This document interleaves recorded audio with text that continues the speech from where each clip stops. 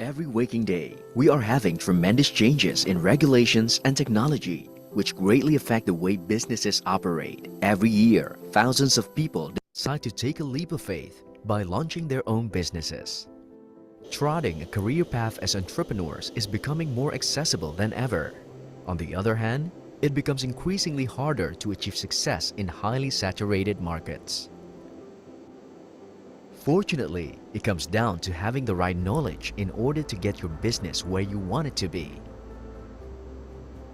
A group of leading Indonesian business people, along with outstanding academics, foresaw this and founded Prasetiya Mulya Foundation. They established a business school acknowledged in 1982 as Prasetiya Mulya Business School. We have a vision to support the advancements of science, establishment, and growth of innovative and superior businesses through education, research and training in businesses, social sciences, and applied STEM for the sake of Indonesia's prosperity. To achieve this, we provide education with high-quality student-centered learning processes to develop businesses and professional leaders. We conduct quality research to establish a healthy business ecosystems and contribute to the advancement of science. We foster the spirit of sharing through community services and local business development in order to bring sustainable benefits. We innovate in the field of business for the initiation of business ventures by utilizing local wisdom. Realizing a lack of entrepreneurial mindset in Indonesia, Prasetiya Mulya claims the opportunity to expand the uses of knowledge in business and society. In its initiation, Prasetiya Mulya only provided an MBA program that was specially aimed for business practitioners and executives. As time went by, Prasetiya Mulya also committed to educating young entrepreneurs, professionals, or aspirants like you through practice-oriented undergraduate programs in business-related areas. Then, in 2016, Prasetiya Mulya grew as a university and involved the study of applied sciences, technology, engineering, and mathematics or STEM into their curricula. This was done as a response to the fact that those areas have advanced and become a huge part of today's human civilization. We know that collaboration is key to meet the ever-evolving standards and the demands the industrial job field needs. We synergize our curriculum with both internal and external collaborative learning organized within the institution and with companies. Establish partnership with many companies and world-class universities bring more values to the learning process that are relevant with the current business ecosystem.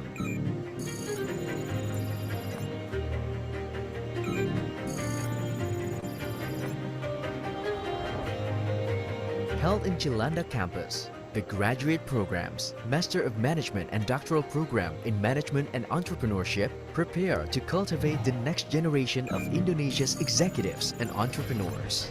Universitas Prasetiya Mulya provides both full-time and part-time study programs that accommodate full-time employees into their own schedule.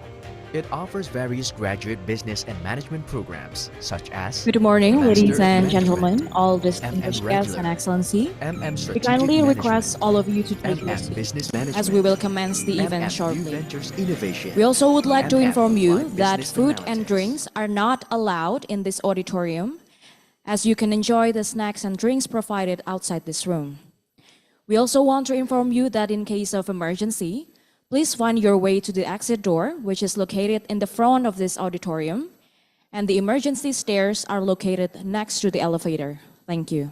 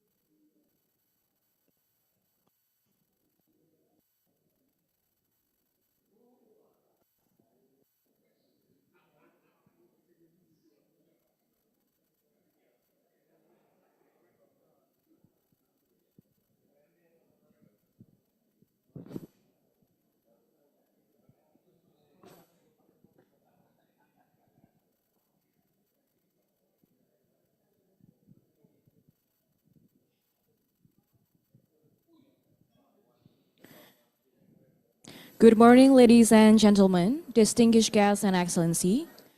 We would like to inform you that we will commence the event shortly, so please take all your seats.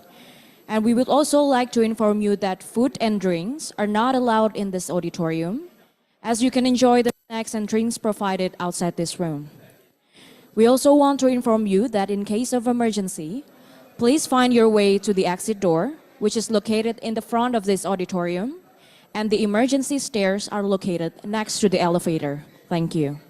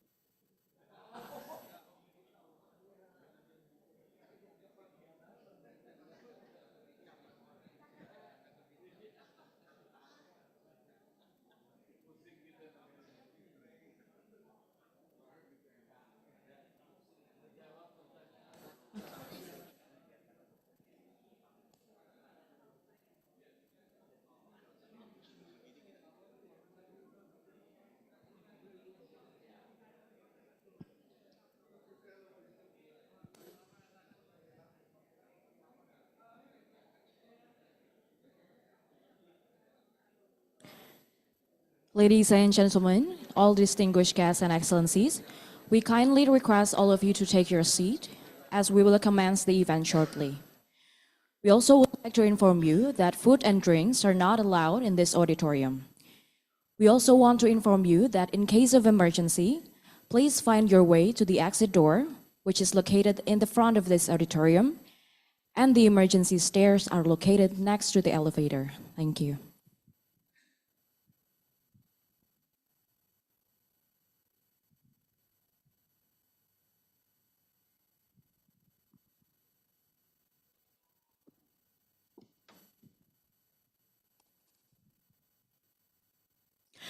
Assalamualaikum warahmatullahi wabarakatuh.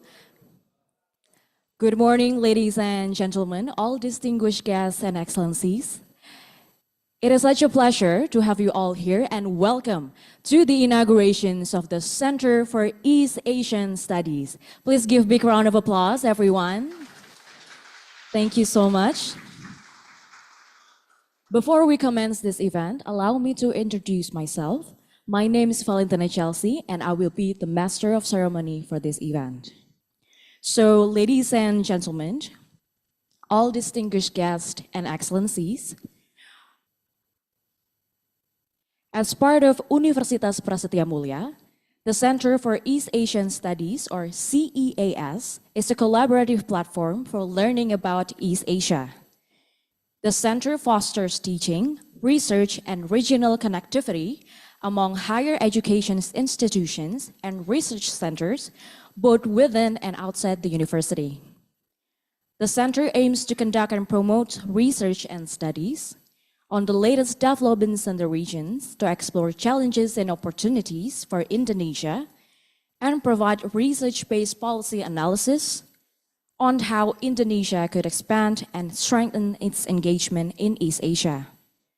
So, ladies and gentlemen, all distinguished guests and excellencies, to start our event, we are honored to have not only one, but two esteemed speakers for the welcoming remarks. So please, join me in welcoming His Excellency Dr. Hasan Wirayuda, Dean of the School of Law and International Studies at Universitas Prasetiya Mulya, and former Minister of Foreign Affairs of the Republic of Indonesia from 2001 until 2009. Dr. Wirayuda, the stage is yours.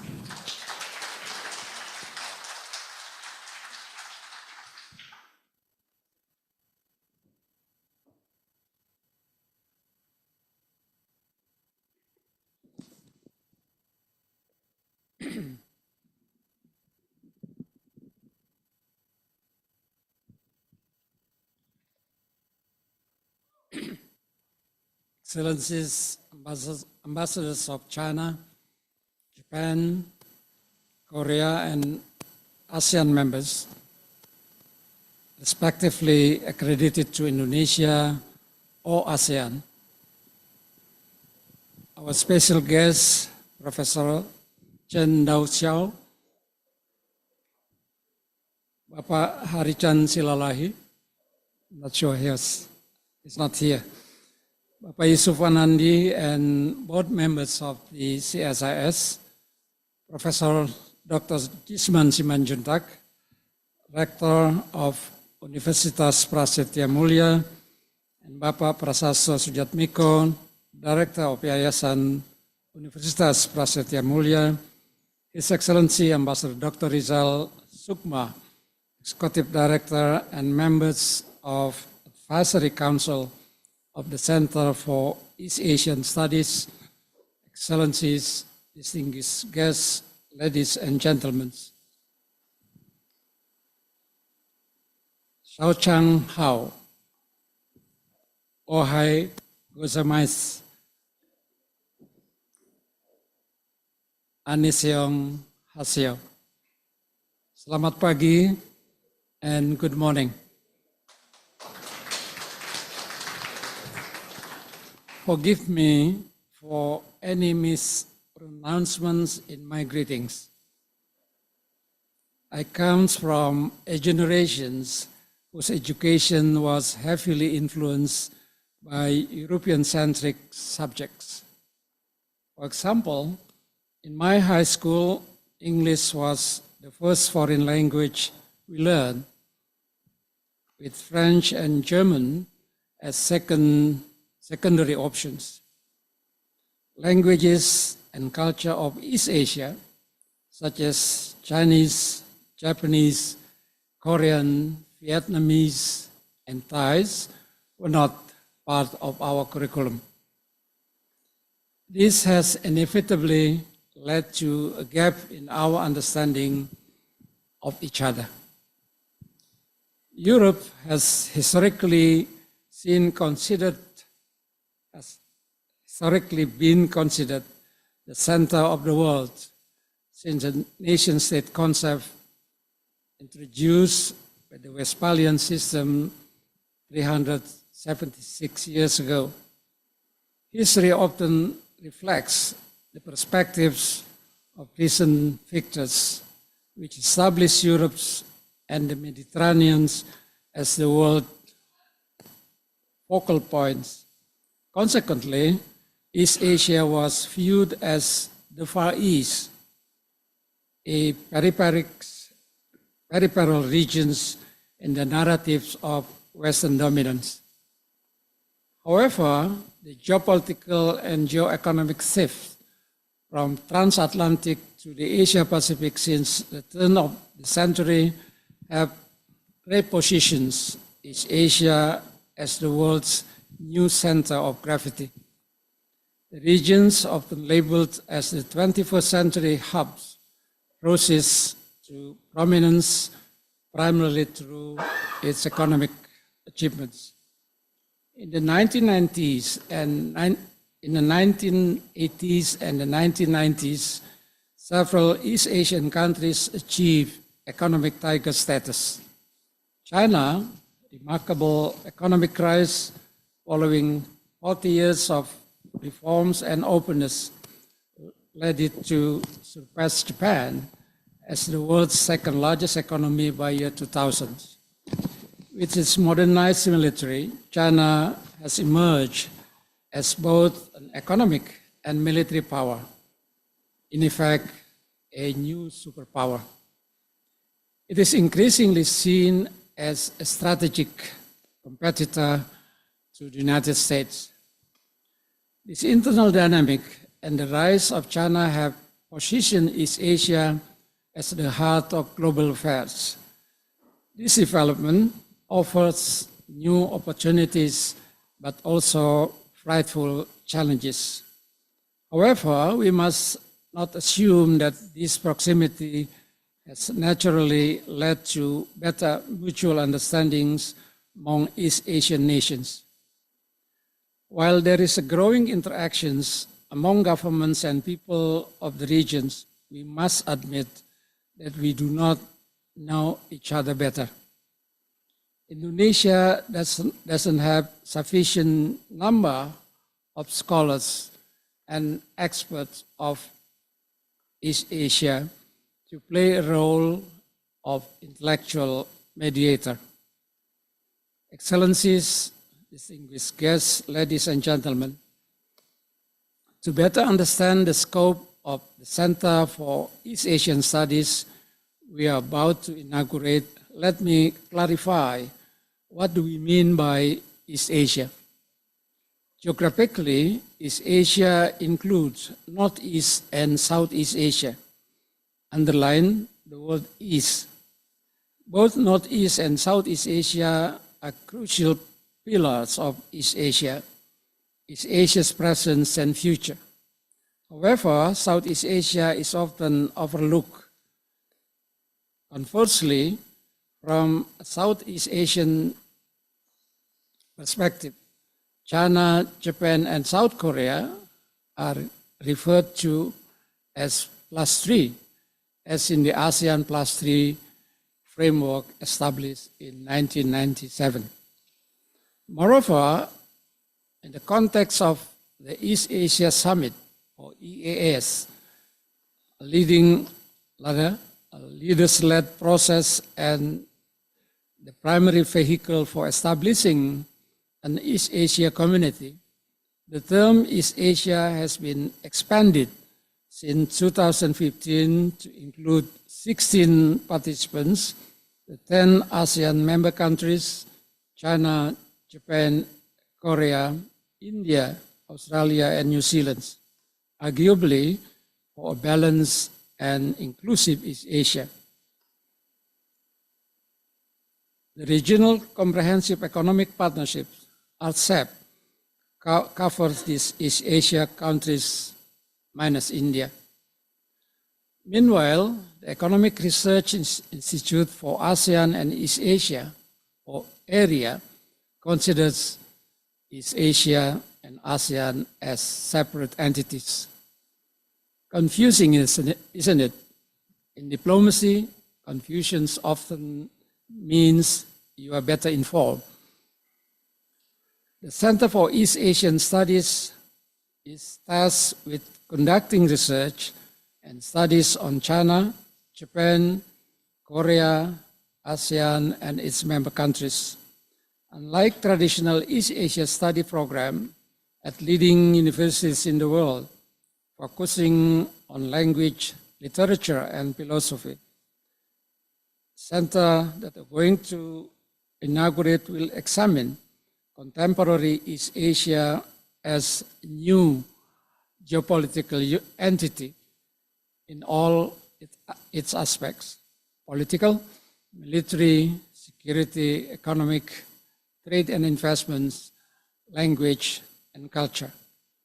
The center will serve as an important research arm of Universitas Prasetiya Mulya, complementing its international studies program at the School of Law and International Studies. This study program, expected to launch soon, will also focus on East Asia. In conclusions, the inaugurations of the Center for East Asia Studies is a challenging yet hopeful endeavor. With the dedications of the Executive Director and his team, the support of the university and our partners at home and abroad, the center aims to become a credible research institution contributing to peace, stability, and prosperity to the Indonesian people and fostering peace and better understandings among East Asian nations and beyond. I sincerely thank Professor Chen Dongxiao, President of Shanghai Institute for International Studies, SIIS, who came a long way from Shanghai and delivered the inaugural lecture. My sincere thanks and appreciations to you for your kind attentions and participations, and to those who helped make these inaugurations a success. And I thank you very much. Thank you very much, His Excellency Dr. Hasan Wirayuda, for your insightful remarks. Now, ladies and gentlemen, let us welcome Bapak Yusuf Wanandi, Chair, Advisory Council for the Center for East Asian Studies, CEAS, to give his remark.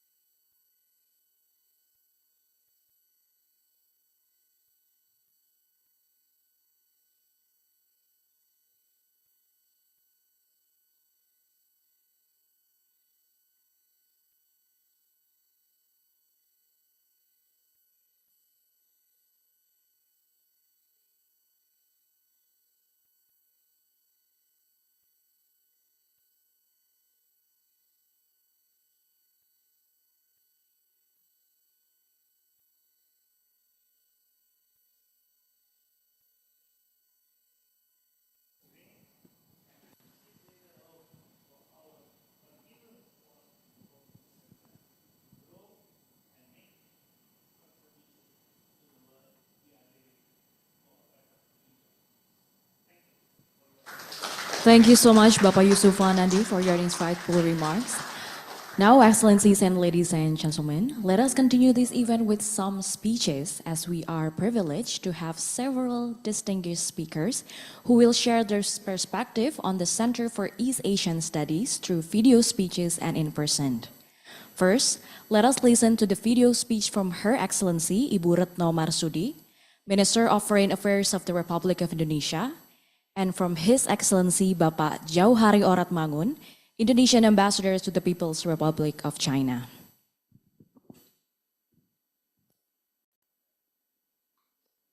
Ambassadors Rizal Sukma, Excellencies, ladies and gentlemen, my apology for not being able to present personally in this very good event because I have to travel abroad.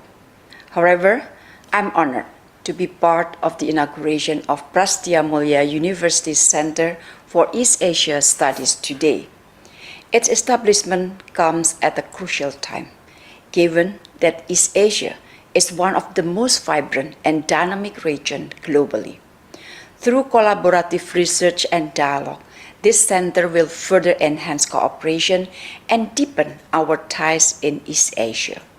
I'm also confident that this center will be a valuable platform to pave our way in fostering peace, stability, prosperity in the Indo-Pacific. Congratulations on this momentous occasion and best wishes for continued success in this important endeavor. I thank you very much.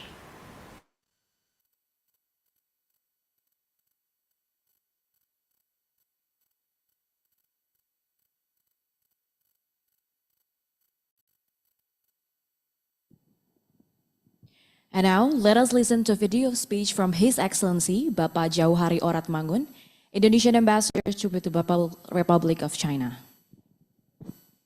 First of all, I would like to kindly express my deep appreciation to Excellencies, renowned economist, Professor Dr. Jisman Simanjuntak, Rector of Universitas Prasetiya Mulya, my mentor, Dr. Nur Hasan Wirayuda, Dean of the School of Law and International Studies at Universitas Prasetiya Mulya,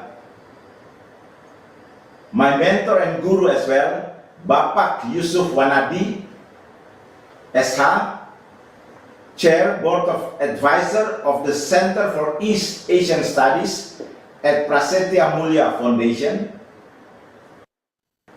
my dear friend, Dr. Rizal Sukma, Executive Director of the Center for East Asian Studies at Prasetiya Mulya Foundation, for inviting me to deliver the opening speech at the inauguration of the Center for East Asian Studies of Prasetiya Mulya.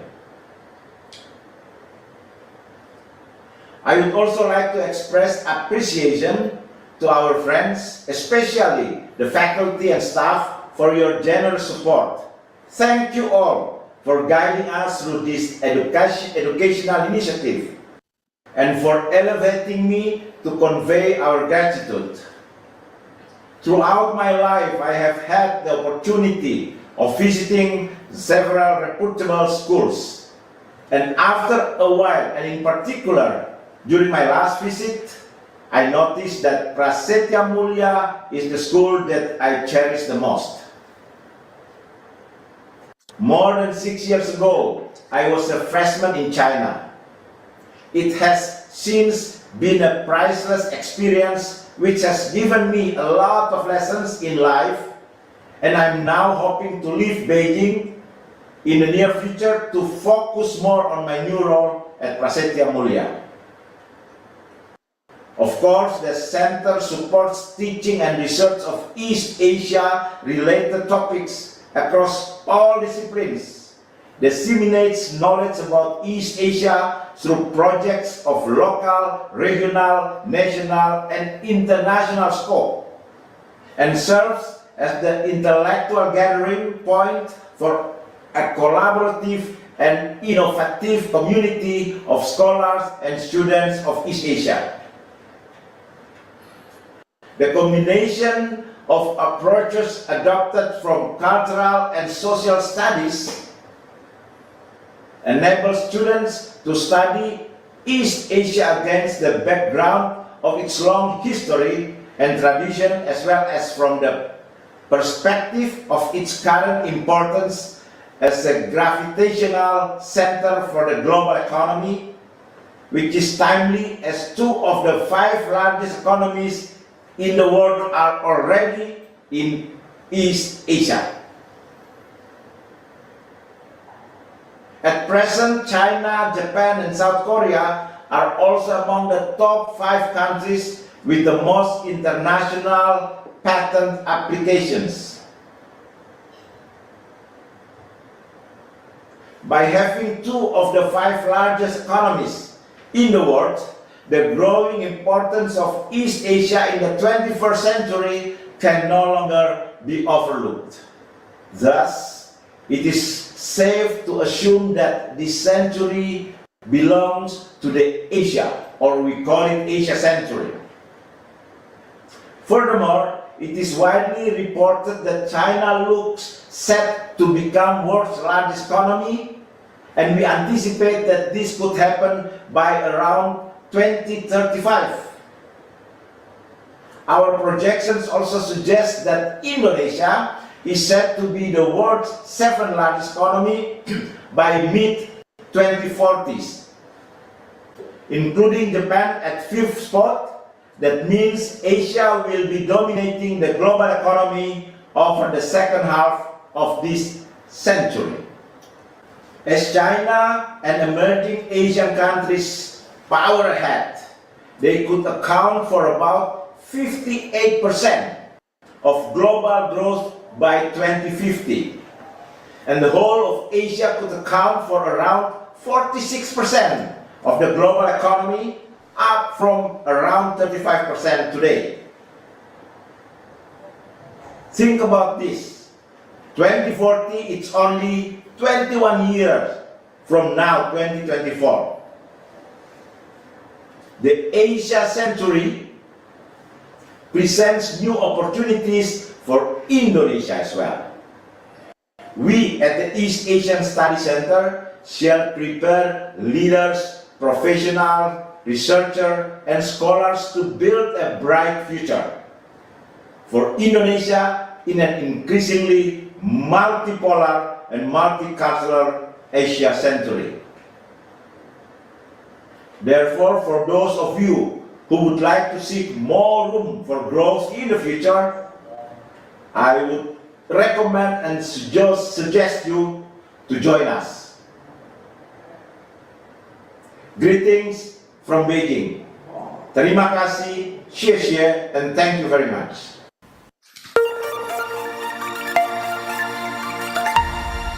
Now, Excellencies and ladies and gentlemen, let us welcome for in-person speech His Excellency Bapak Gandhi Sulistianto, Member, Presidential Advisory Council for the Center for East Asian Studies and former Indonesian Ambassadors to the Republic of Korea.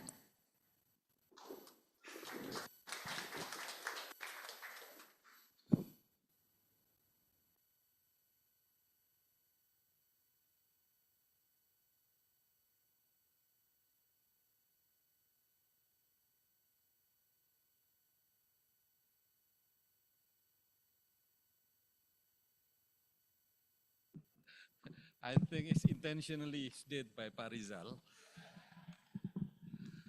Okay. Let me introduce myself. Jerman Gandhi Sulistianto Imida, Jenen Indonesia Desa Jepsumida. It means that my name is Gandhi Sulistianto. I'm the former ambassador of Korea, Indonesia to Korea. Yeah, this is the only words that I can understand in Korea. Don't ask me more. I don't understand. By the way, thank you very much. This is very good opportunity. I'm very honored to have opportunity to address such distinguished audience today. Honorable Pak Hasan Wirayuda, Pak Yusuf Anandi. Pak Yusuf Anandi is actually my second boss beside President Jokowi. That's why he forced me to come here. If I'm not coming, he will be kill me. So I come today. Otherwise, I will send also another videos there. Pak Yusuf, and then of course Pak Sumadi Proto Ningrat is my seniors in the as a diplomat. Pak Jisman, my colleague from Universitas Prasetiya Mulya. I forget that I'm still in Prasetiya Mulya Foundation. Pak Dr. Rizal, and also the Honorable Professor Chen Dongxiu, the President of Shanghai Institute for International Studies. And Excellencies, Ambassador, ladies and gentlemen. Let me begin by extending my sincere appreciation to CSIS, Prasetiya Mulya University, and all people working behind the scene, realizing the establishment of the Center in Asian Study. I'm very honored also and very glad that some of people came to me, at that time, Professor Jisman and of course, especially Pak Yusuf Wanandi asked me to be involved in this center. I'm really glad and very honored to be part of you. And finally, I can, standing in front of you to give this kind of word. East Asia, as another speaker mentioned, is a fast-growing region consisting of ASEAN and Northeast Asian countries. Is rising a new economic epicenters, gaining significant political importance in the world's affairs. It has a combined population of 2.4 billion, or about 29% of the world population. While South Korea and Japan already reach high income status through export-driven development strategies. Today, emerging economies in East Asia have risen following their counterparts, accounting for 17% of global trade in goods and services, a higher share than emerging economies in Latin America, South Asia, and Africa. Intra-regional trade contributes dramatically to this number. In 2021, intra-regional trade among East Asian countries made up about 40% of the region total trade, the highest share since 1990s. It is also a region that was built upon institutions, namely the ASEAN-led Regional Comprehensive Economic Partnership. However, East Asia is also facing enormous geographical challenges that urgently need solution. The Korean Peninsula issue is one such example that threatens the stability of the region if not managed wisely. During my time in Seoul, almost every 3 months, I feel like in the war because they have what they call the train war. Just a case, in case that it's happened a war, then how the people to be act. This is also a experience for me. I was remember like in 1965 during our country situation at that time. So a lot of siren, sound in the city. It's really scary. This should be also wisely anticipated. The recent trade rivalry between major power and maritime disputes can also disrupt world supply chains, as many of the global production centers are also located in this region. Despite these regional challenges and competition, East Asia also has infinite potential for collaboration. One such example is the relationship between Indonesia and South Korea, which has grown from strength to strength for the 50 years today. The two countries share a long emotional history, rooted in the history of people called Komarudin, Originally, these people born as a young Chil Sung in Korea. He was a Korean national who fought alongside Indonesian heroes during our struggle for independence. I just also realized this name during my term in Korea at the time. To be frank with you, I study history of Indonesia since I was a secondary school, but I never heard about this name. But I realized that this people actually is really hero for Indonesia. He changed his name by Komarudin, and what touched me in my heart, when he got the death sentence from Dutch at the time, he requested to the judge that during the sentence, he wearing a flag of Indonesian color, red and white, is part of his body cover. So it is really touched me and the history of Indonesia and Korea. Then in 1973, Indonesia and Korea decided to raise our bilateral relation into formal diplomatic relations. A significant milestone was achieved in 2017 with a joint vision between Indonesia and South Korea president to level up the two countries' bilateral relation status into a special strategic partnerships. This is the only countries among the ASEAN countries we have this kind of relationship with the Korean. Another major milestone is the Indonesian-Korean CEPA, Comprehensive Economic Partnership Agreement, which entered into force on January 1st, 2023. For Indonesia, South Korea is now its seventh largest trading and investment partners. South Korea now plays a strong role for Indonesia to move up into the global value chains through the development of our manufacturing sectors, which comprise automotive, petrochemical, metal, renewable energy, and infrastructure development. Highlighting the development of the steadily rising Indonesia electric vehicle industry, it is noteworthy of acknowledge the pioneering of the South Korea in manufacturing its electric vehicle products in Indonesia. South Korea also took part in building end-to-end EV ecosystem by constructing a battery cell factory in Karawang that will start production in the second half of 2024 with a capacity of 10 gigawatts.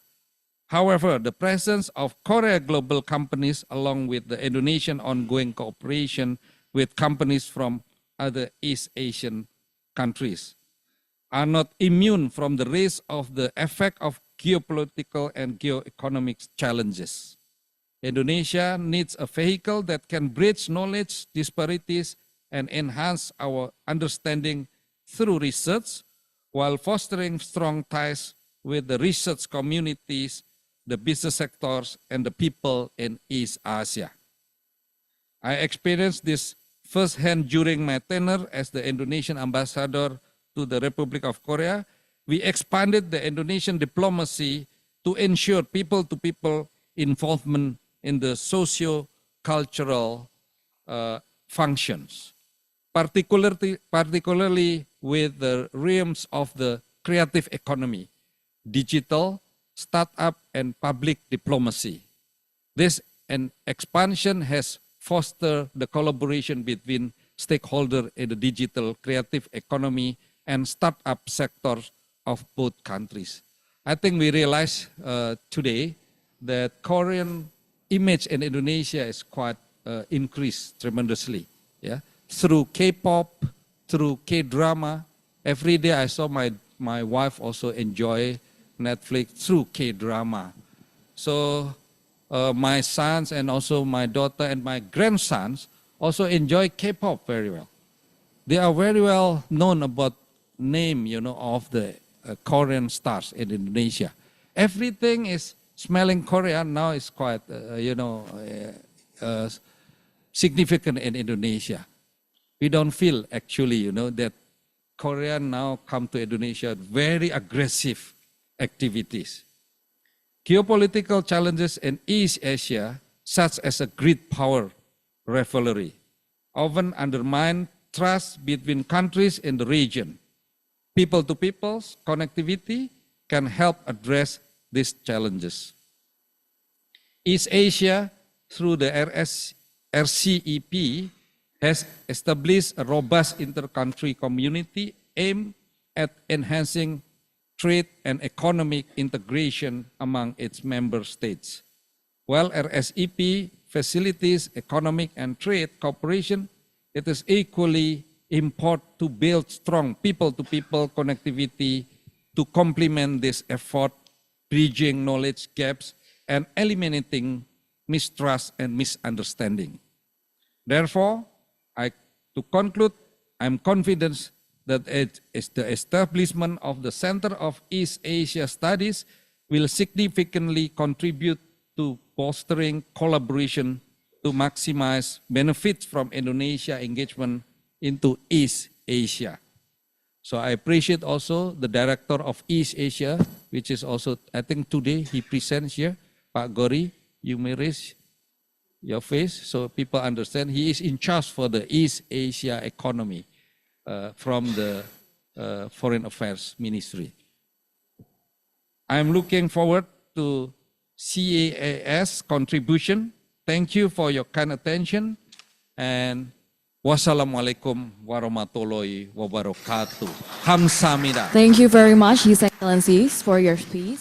Now, ladies and gentlemen, join me to welcome His Excellency Bapak Sumadi Broto Diningrat, former Indonesian ambassadors to Japan and the United States. His Excellency, the stage is yours.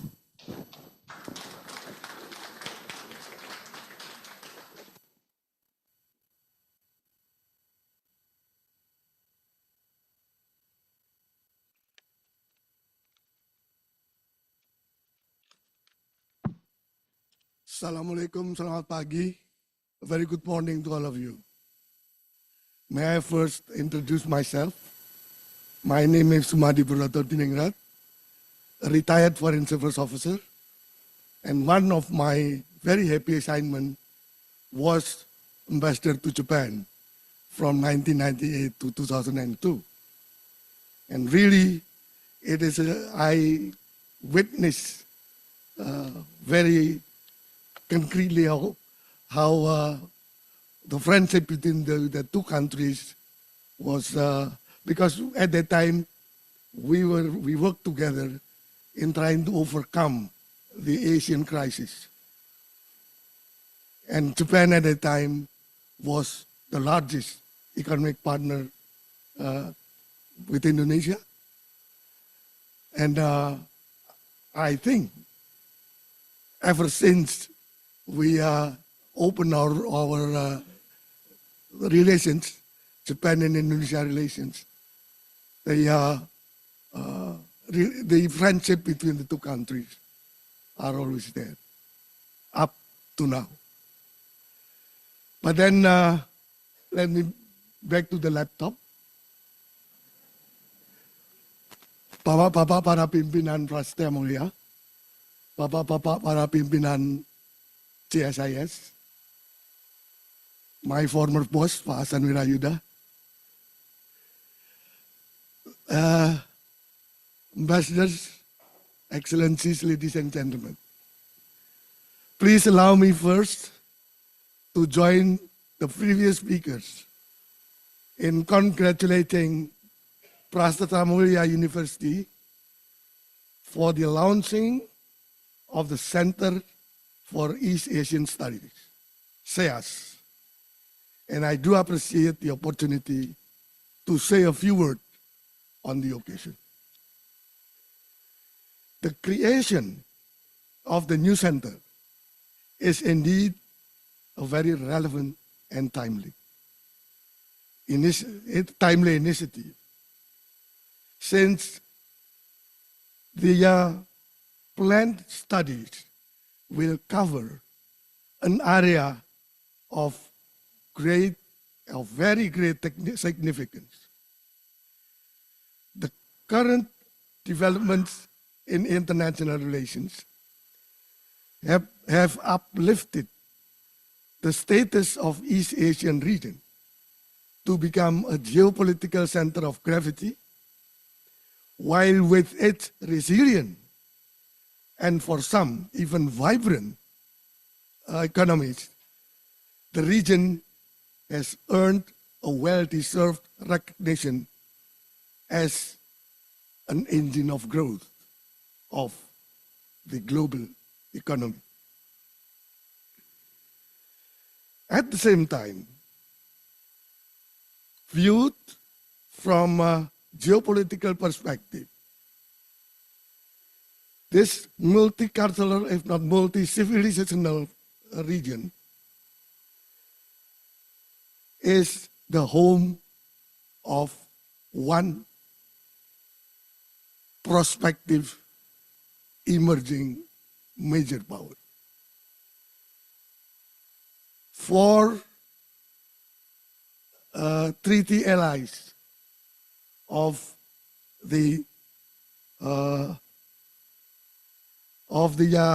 rival blocs, and a greater number of states which prefer not to take side. And then we see an emergence and hopefully not proliferations of minilaterals. Like a cocktail, it would be a very nice cocktail. But if you put too much alcohol, then this nice cocktail could become a toxic one. So it's okay with minilaterals, but please do it at the right size and the right measures. It's going to be nice to drink.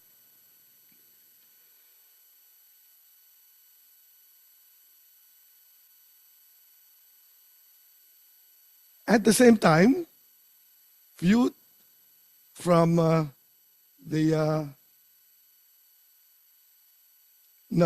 just want, in the States, in terms of the economics, there are two countries formally categorized as developed economies, while the rest consider themselves as part of the global south, even though some of them are more appropriately called emerging economies. And of course, as all of us have noticed, East Asia is also a theater of lingering major conflicts,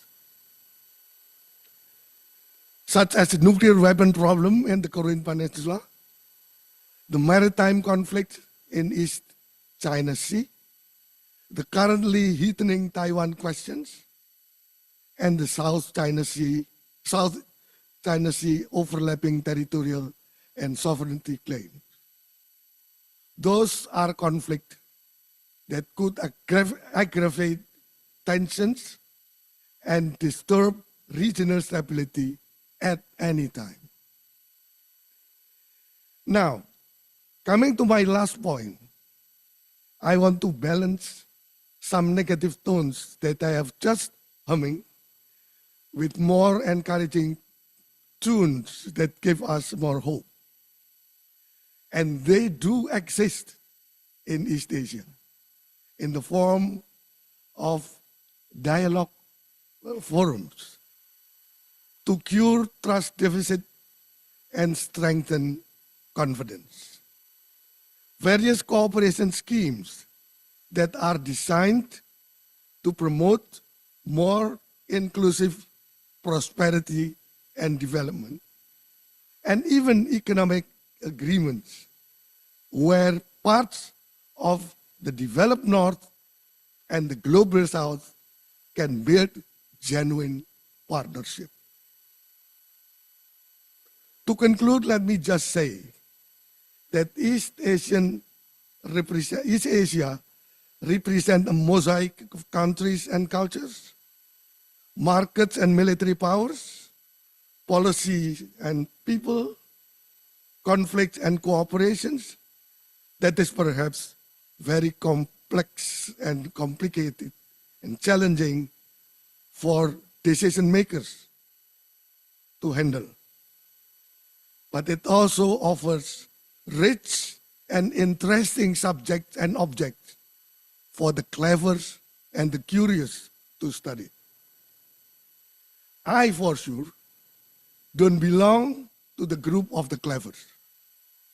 Therefore, what I can do is just rely on the leftover of my diplomatic curiosity instinct to watch, to learn, and to discuss. So thank you once again, Prasetiya Mulya, for involving me in this great East Asia undertaking, and I pledge my support in trying to make this initiative a success. Thank you very much. Thank you very much, His Excellencies, for your speech. And now, ladies and gentlemen, all distinguished guests and excellencies, let us move to the main event as we will officially launch the Center for East Asian Studies. And we are honored to have Professor Jisman, Rector of Universitas Prasetiya Mulya. So please join me in welcoming Professor Jisman Simanjuntak to come on stage.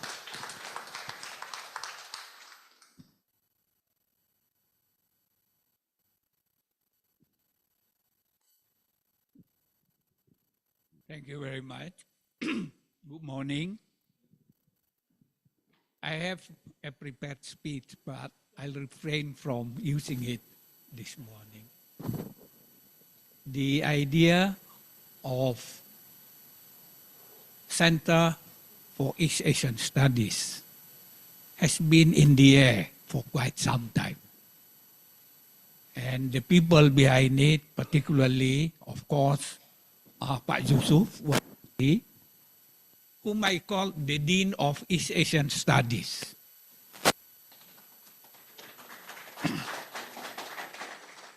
And of course, also our former ambassador to UK, Dr. Rizal Sukma, and Pak Gandhi Sulistianto, or even before he went to for ambassadorship, and Pak Dr. Wirayuda, since he joined us at Prasetiya Mulya, Universitas Prasetiya Mulya. My role was actually watching them from a side. But listening to them, I was truly convinced that Indonesia is suffering from a great deficit in East Asian studies.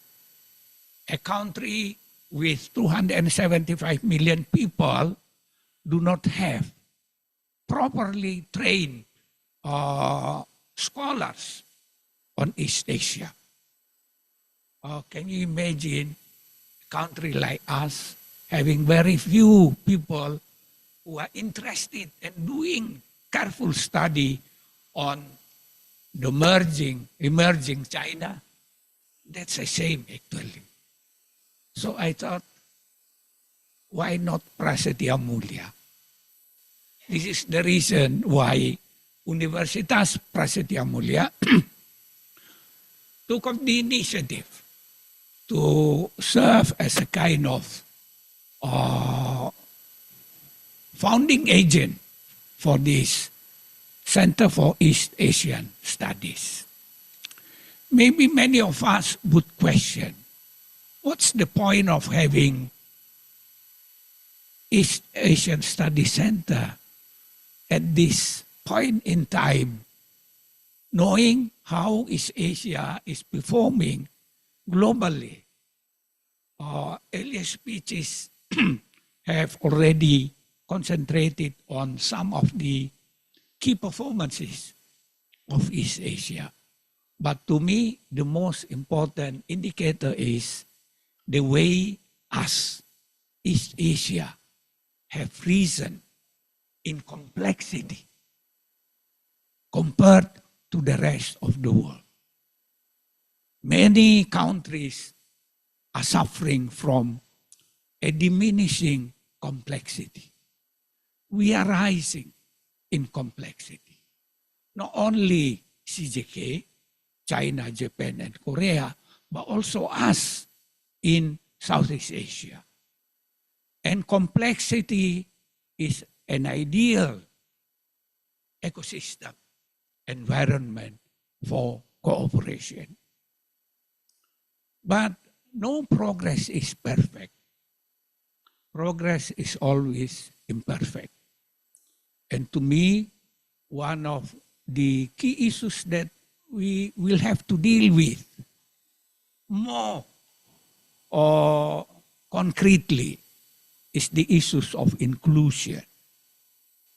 There is gap between us, between countries, but also inside economies, the gap is still severe.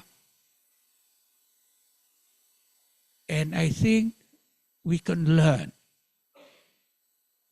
Southeast Asians can learn from experiences of our neighbor, particularly Japan, Korea, and China, to improve the inclusive dimensions of development. Issues number 2, we are yet to deal systematically with the issues of climate change.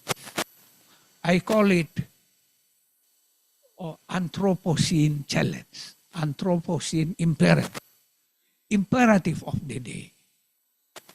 And you can try to, I think, integrating these issues into development policy, including foreign policy, is yet a real challenge for us. So there are many things that are still waiting for us to address in a satisfactory way. So, rationale for East Asian studies, I think, is very strong here in Indonesia. The question is, of course, do we have idea on where East Asia is heading? Last week, I read Stiglitz's book on good society, published this year, good society, and the idea of progressive capitalism. Probably we can learn certain things from that ideas. And for us here in East Asia, establishing a good market for ideas is very important, because we tend to be very convergent in our way of thinking in East Asia. So getting an active market for ideas, I think, is very good for us. And I hope that this center one day will serve as an important player in this market of ideas. We also have problems today that around the world, the Westphalian system is back. We tend to approach things in a unilateral way. For me, as an economist, it's hard to imagine a world where technologies force us to be open. Any technology change inherently has an opening drive. But we tend to look at things now unilaterally, and measures are being put to contain import be it import of goods, services, and ideas. In one word, our journey is far from completed in East Asia. I was part of two important studies about economic cooperation in East Asia. One is East Asia Free Trade Area. It led nowhere, but we are very serious about studying that. And after that, the idea of East Asia 16 was launched. And a study was formed, and I was part of that too. My experiences in the two groups tell me a great deal about the complexity of relations in our part of the world and the need for an enduring cooperation. Even though it seems very difficult, but we have to go there. There is no other way other than cooperation for us to proceed going forward. And it is our hope at Universitas Prasetiya Mulya that the Center for East Asian Studies, by the way, we plan to have this center not just as research center. Part of the plan is to one day launch a teaching program with East Asian flavor. Teaching program involving students from the region, involving faculties from the region, or even involving administrators, education administrators from the regions. This is a platform, and we truly look forward to have support from our friends in East Asia. Let me thank our former ambassadors who gave us very supportive speeches this morning. But also let me thank ambassadors from our friendly countries in the region, from China, from Korea, and from Japan, but also from Malaysia. Thank you very much for your attendance as symbol of your support to this institution. And as I said once again, I would like to underline, this is a platform. Cooperation is welcome from inside Indonesia as well as from outside Indonesia. I never forget that East Asia alone is not the only that counts for all of us in East Asia. If we look at our financial figures, trade figures, US is still very much important to all of us in the region. And through US, of course, also other parts of the world, including Europe. I would like to welcome, in a not too distant future, research ideas from friendly institutions, like-minded institutions in the region. And with such cooperation, I think we will supply good ideas of cooperation to our policymakers. Lastly, thank you very much to Professor Chen Deng Xiao for your willingness to come to present the inaugural lecture, which I hope will provide the necessary impetus for us all, for all of us, in pursuing these ideas of cooperation forward in the months and years to come. On behalf of Universitas Prasetiya Mulya, thank you very much.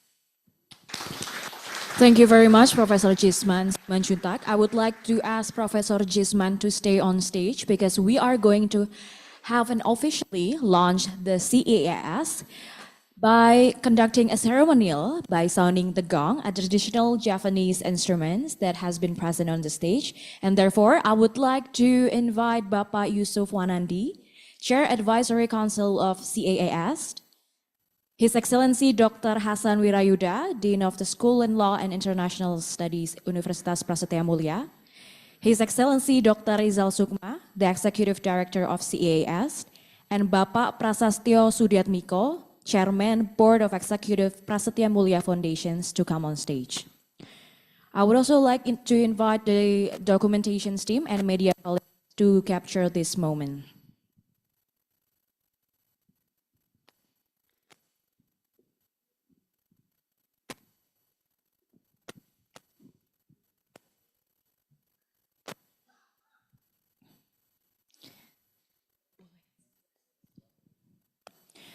All right, on my count, ready everyone? And with this, the Center for East Asian Studies will be officially inaugurated in 3, 2, 1. Please give big round of applause, everyone. Congratulations to everyone involved in making this vision a reality. So I would like to ask everyone on the stage for a photo sessions to be taken by the documentations team and media colleagues.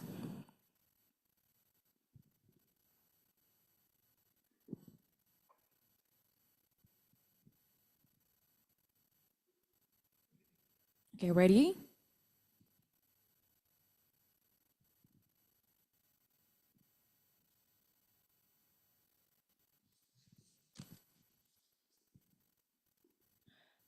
Thank you so much, His Excellencies, for your time.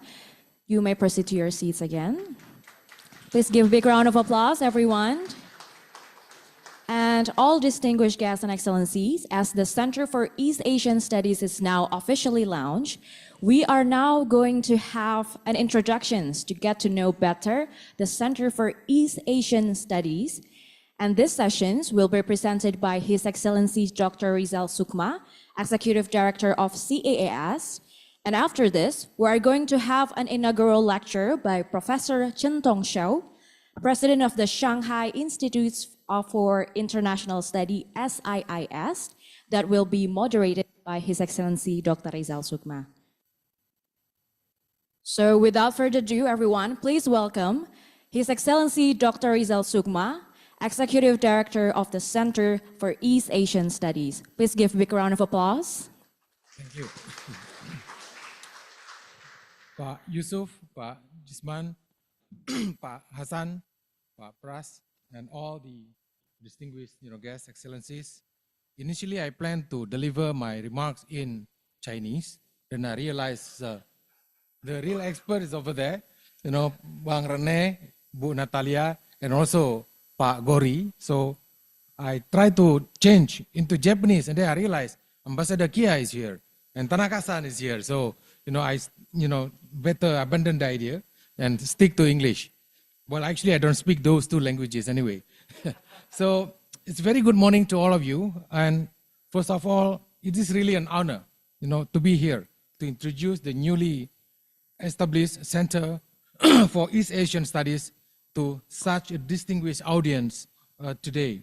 And this center, as explained by my mentors and seniors in the previous speeches, will become a place where we would meet regularly to exchange views and compare notes on how we can all work together for a better East Asia, namely a region that will be characterized by cooperations than rivalry, peace than conflict, trust than suspicion, and prosperity than poverty.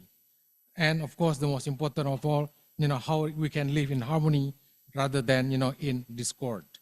So to give you an idea, of what the center is all about, allow me to take 3 minutes, 46 seconds of your time to play the video about the center. See, exactly 3 minutes, 46, seconds. So please, play the video. Propaganda video anyway. So.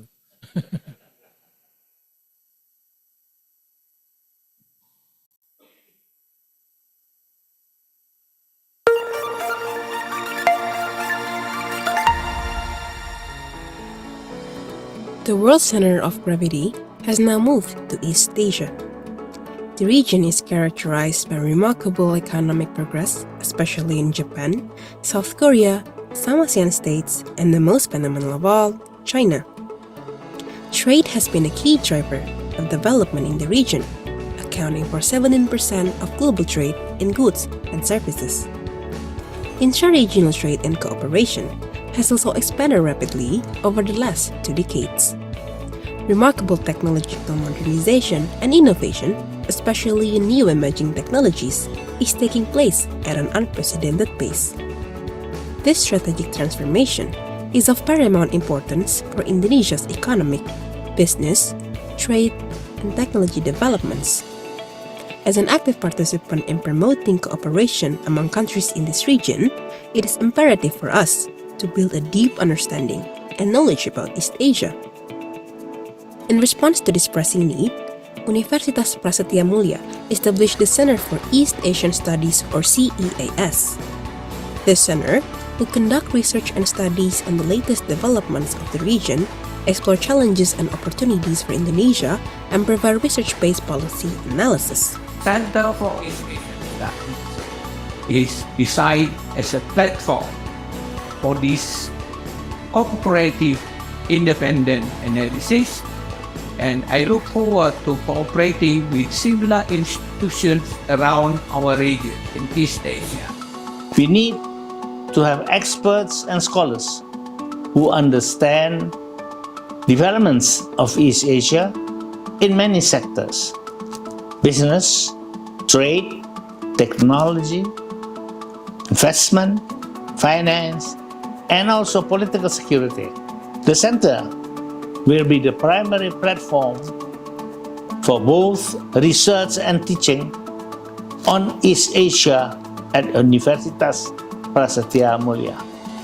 The center would complement our plan to establish international study programs on East Asia, covering all areas: political and security, economic, trade and investments, but also language and culture of East Asia.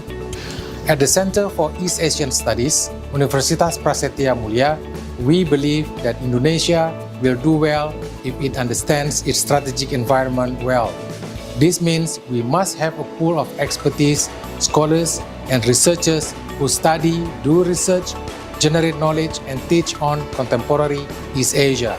The center is to become a primary platform for that. Your support will be an essential part in this endeavor to place Indonesia as the fulcrum of East Asia. The center, as an integral part of the university, would also support the development of expertise in East Asia through educational and training programs. We firmly believe that a deeper understanding of our region would enable Indonesia to navigate challenges ahead.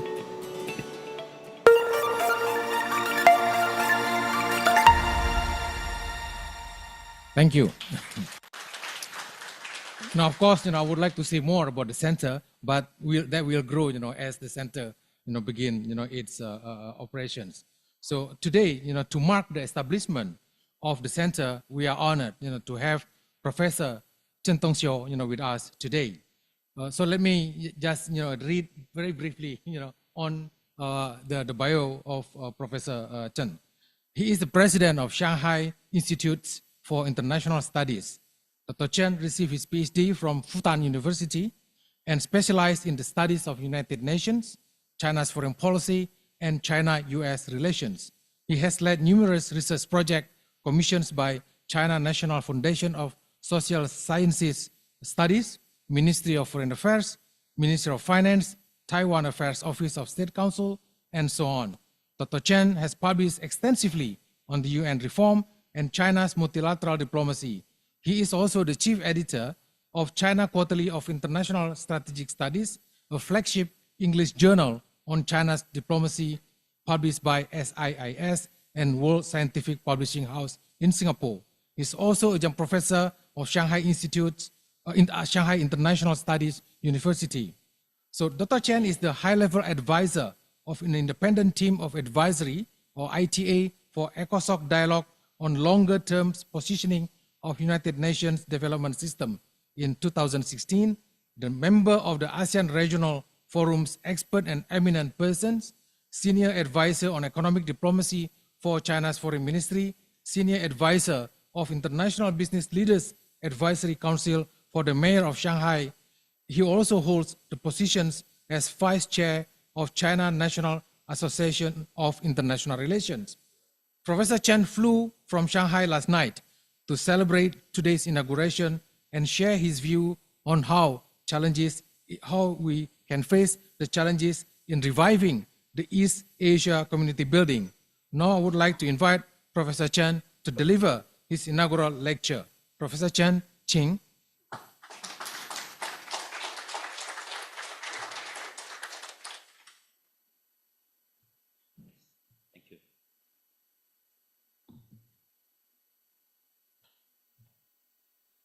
Thank you,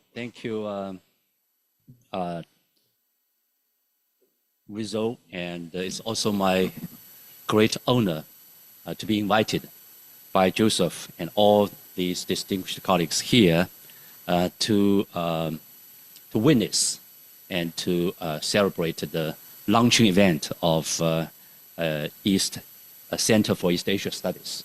I also want to extend my heartfelt congratulations to the University of Prasetiya Mulya for your efforts and by working with the CSIS to set up such an important center, think tank. I believe that as many of your colleagues have already mentioned that with your concerted efforts, the Center for East Asia Studies will be one of the most important knowledge sharing and to facilitate the mutual understanding between the Indonesian colleagues, the students, as well as those neighboring countries, including China.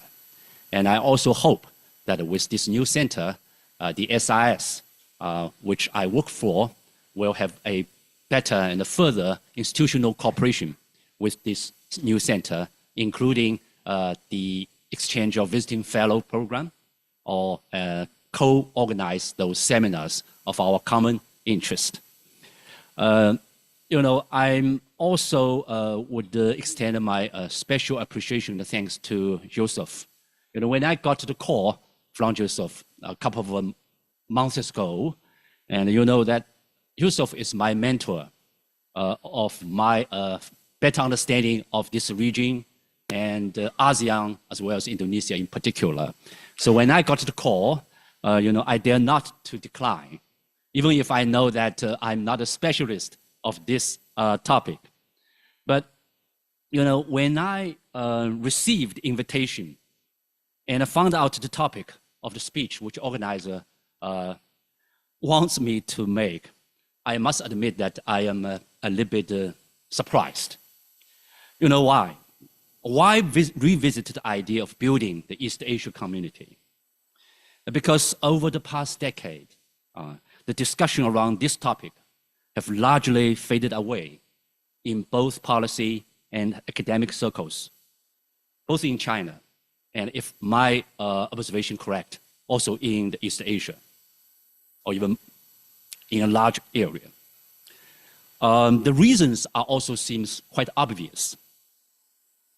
The geopolitical and economic developments at both global and regional levels have increasingly conflicted with the vision of an East Asia community.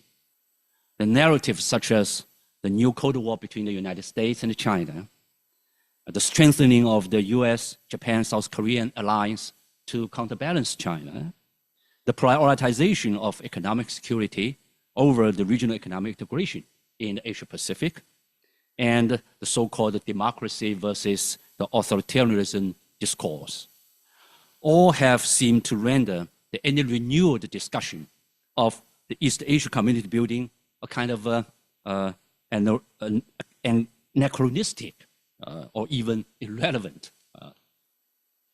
Actually, when I accepted the invitation, I did not get a chance to have a deep talk with either Joseph or any other including so about why you choose this topic.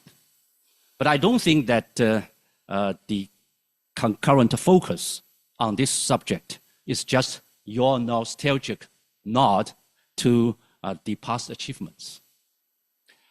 Given my long engagement and understanding of many of those distinguished Indonesia colleagues here who are present today, my hunch was that the organizers are generally concerned about the concurrent geopolitical and geoeconomic landscape and their moving trajectory in East Asia and the broad Asia-Pacific region.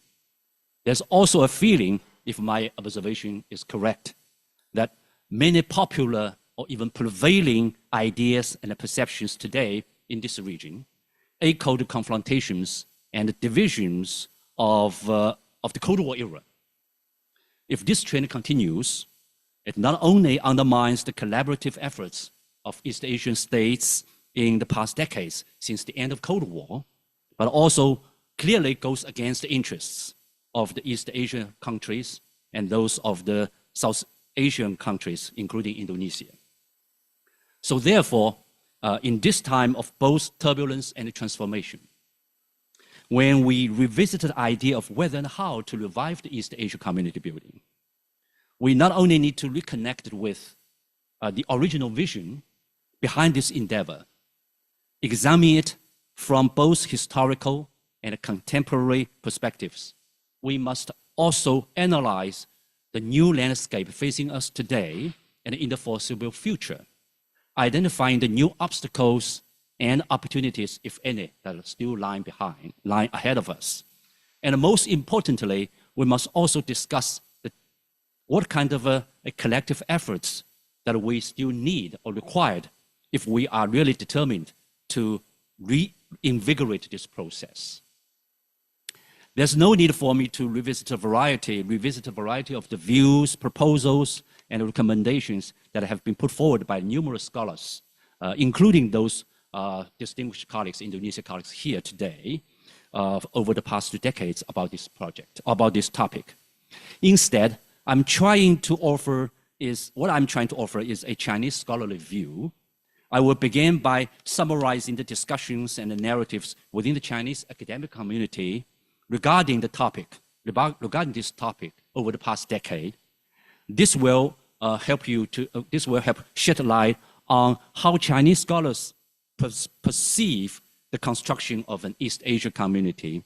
Following that, I will delve into an analysis of several key issues, which I think is very important need to be addressed if we are going to revitalize the East Asia community building. And finally, I will share some of my personal observation of how to provide a new impetus in this regard. So let me come to the first question. In the past decade or so, how do Chinese scholars, the academia community, view the process of East Asia community building? As all of you are very knowledgeable about that since the East Asia Vision Group, EAVG, 2001 report proposed the idea of moving towards the East Asia community, the initiative has made significant progress. This advancement was particularly marked by the first East Asia Summit in 2005, and consequently, Chinese scholars shifted their focus from a broader Asia-Pacific cooperation to specifically East Asia cooperation, making the development of the East Asia community a major topic of our academic discourse.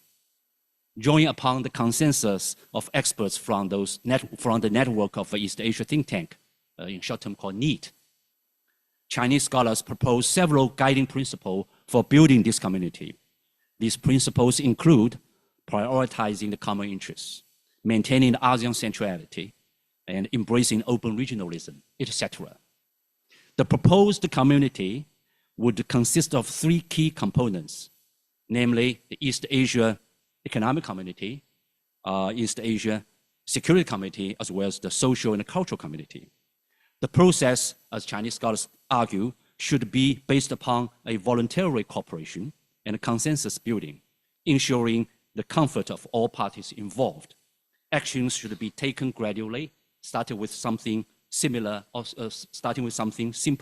and progressing into a more complex ones. As discussion about the East Asia community had gained traction in Chinese academic circles, Chinese scholars had gradually divided into three camps: optimists, pessimists, and pragmatists. That's the usually categorization of all these kind of camps. Optimists argue that concept of the East Asian community, the ASEAN way, and open regionalism had become a guiding norms for regional cooperation. These norms laid the foundation for the trust and the reciprocity essential to the community's development. Acknowledging the challenges and setbacks, nevertheless, optimists maintain that the East Asia community should be viewed as a long-term goal with its path and model evolving through continuous development. For them, the construction of community was about fostering a harmonious regional order through consultation, coordination, and cooperation, rather than establishing a highly regulatory super-regional organization. While the concept of the East Asia community might seem vague, this efficient ambiguity was well suited to the current realities of the region, as Chinese scholars argued. Furthermore, optimists highlight that many potential security threats in East Asia had been quite effectively mitigated or managed through peaceful means in the past, suggesting that foundational elements for the East Asia security community were already in place. In contrast, the pessimists, the second school, argue that many popular ideas about the East Asia community were fundamentally flawed, presenting an illusion rather than a realistic vision. They pointed out that the so-called five common themes underlying the primary concepts of East Asia community: openness, democracy, economic-driven, ASEAN centrality, and power balance, did not align with the logical norms necessary for building a regional community. Among those pessimists, some took a more cautious stance. While they saw the East Asia community as an optimistic ideal, they argued that its broad geographical scope and ambitious goals made it difficult to define clear objectives and identify concrete participants, hindering the substantial progress. Nevertheless, those cautious pessimists still believe there was a way forward if we can make it. Achieving a consensus among the major powers in East Asia was essential, as they argue. These powers need to complete and even transcend their conventional nation-state building narratives, respectively, and effectively address the developmental challenges facing the whole region. Of course, such endeavors, in the eyes of those pessimists, are too much daunting, if not totally a mission of impossible. The third group, the pragmatists, advocate a more nuanced approach that transcends prevailing emphasis on norms and regulations, which often hinged too heavily on Western academic concepts when discussing the East Asia community. Pragmatists argue for a multinational or multidimensional understanding of the community's complexity, encompassing a geography and cultural, economy and trade, politics and security, the law and society. They suggested that China should assess the situation carefully and act within its means, which means that Beijing should not, while push forward this community building, should not go beyond Beijing's means. Following the China central government's Central Conference on Peripheral Diplomacy in 2013, Chinese academic discourse on building the East Asia community have shifted visibly toward the concept of an Asian community of shared future or peripheral community of shared future. Many Chinese scholars view the interconnectivity as a core concept for regional integration that resonated with the East Asia unique condition. They proposed that interconnectivity should be the cornerstone of the regional cooperation theories for both East Asia and Asia at large.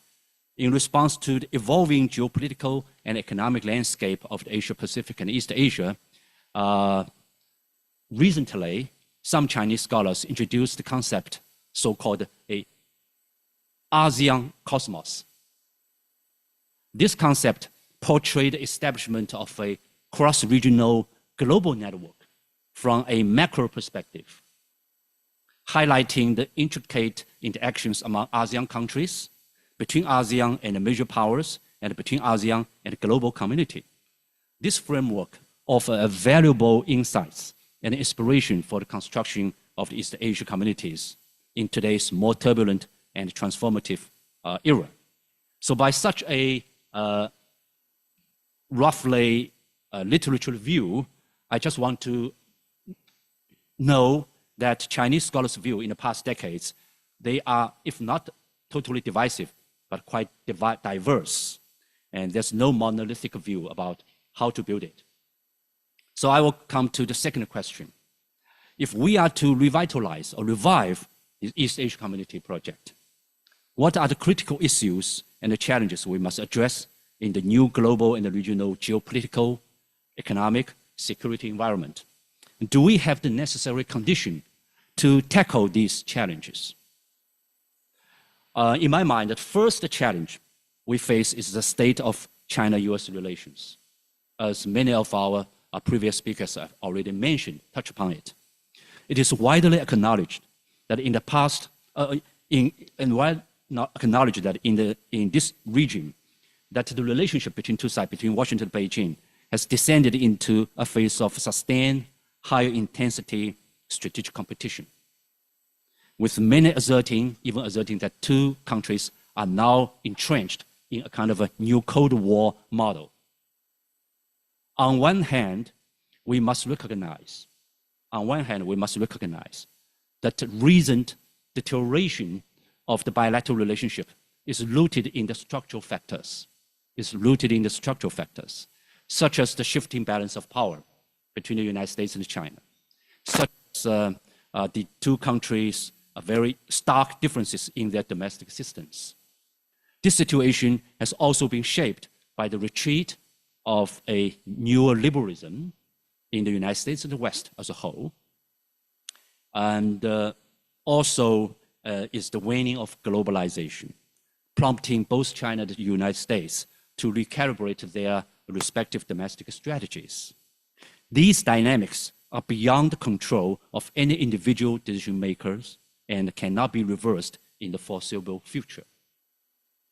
This is the first critical element to consider when we analyze and assess the trajectory of the bilateral relationship. Obviously, the prolonged deterioration of US-China relations casts a long shadow of the East Asia community, threatening to disrupt and destabilize its very foundation. On the other hand, since the San Francisco summit at the end of 2023, last year, we also have seen some positive shifts in China-US relations. Both governments, both Washington and Beijing, have begun actively managing their interactions to prevent this bilateral relationship from plummeting into a free fall. Observers have noted the emergence of so-called new normal in this context, at least into four parts. The first of those new normal is both countries are increasingly or gradually coming to terms with the new reality, which means that for the foreseeable future, the China-US relations will be characterized primarily by a competition rather than cooperation, regardless of their preference, whether you like it or not. Both sides are learning to accept this dynamic. The second, there's a mutual understanding, growing mutual understanding, that neither sides, Washington or Beijing, desires a direct confrontation, a full decoupling or military conflict. After years of very intense adversary interactions, both sides, Washington and Beijing, have borne significant costs. Respectively, public opinion in both countries also recognized that the new Cold War and a total decoupling would be prohibitively expensive and unacceptable to their citizens. As a result, Washington has proposed the so-called responsible management of competition, aiming for a competition without catastrophe. Similarly, Beijing also has reaffirmed its commitment to mutual respect, peaceful coexistence, and win-win cooperation, with peaceful coexistence being a recent addition to the dialogues between President Xi Jinping and President Joe Biden. Third, both sides also acknowledge gradually their limited power in achieving their strategic goals unilaterally, even if they set those strategic goals quite highly, respectively, but they realize the limit of their strength and power. For instance, China hopes that the United States alliance, including those in East Asia, will not fully support America's Indo-Pacific strategy to balance against China, though such kind of hope efforts made by Beijing has seen a limited success, frankly speaking. Similarly, the US hopes more Asia-Pacific or East Asia countries will align with its decoupling or small yard high fences initiative against China. But many countries prefer not to choose sides between China and the United States, demonstrating the limits of American influence. Anyway, as I observe, the United States cannot quickly outcompete China, nor can China swiftly surpass the United States. Fourth, after 4 years of intense rivalry action between Washington and Beijing, both sides have recognized that each other's resilience and strength in domestic development. The US economy has rebounded strongly, particularly led by its tech companies, and a new wave of AI advancements. Though the Washington's politics, domestic politics, are still in a messy state.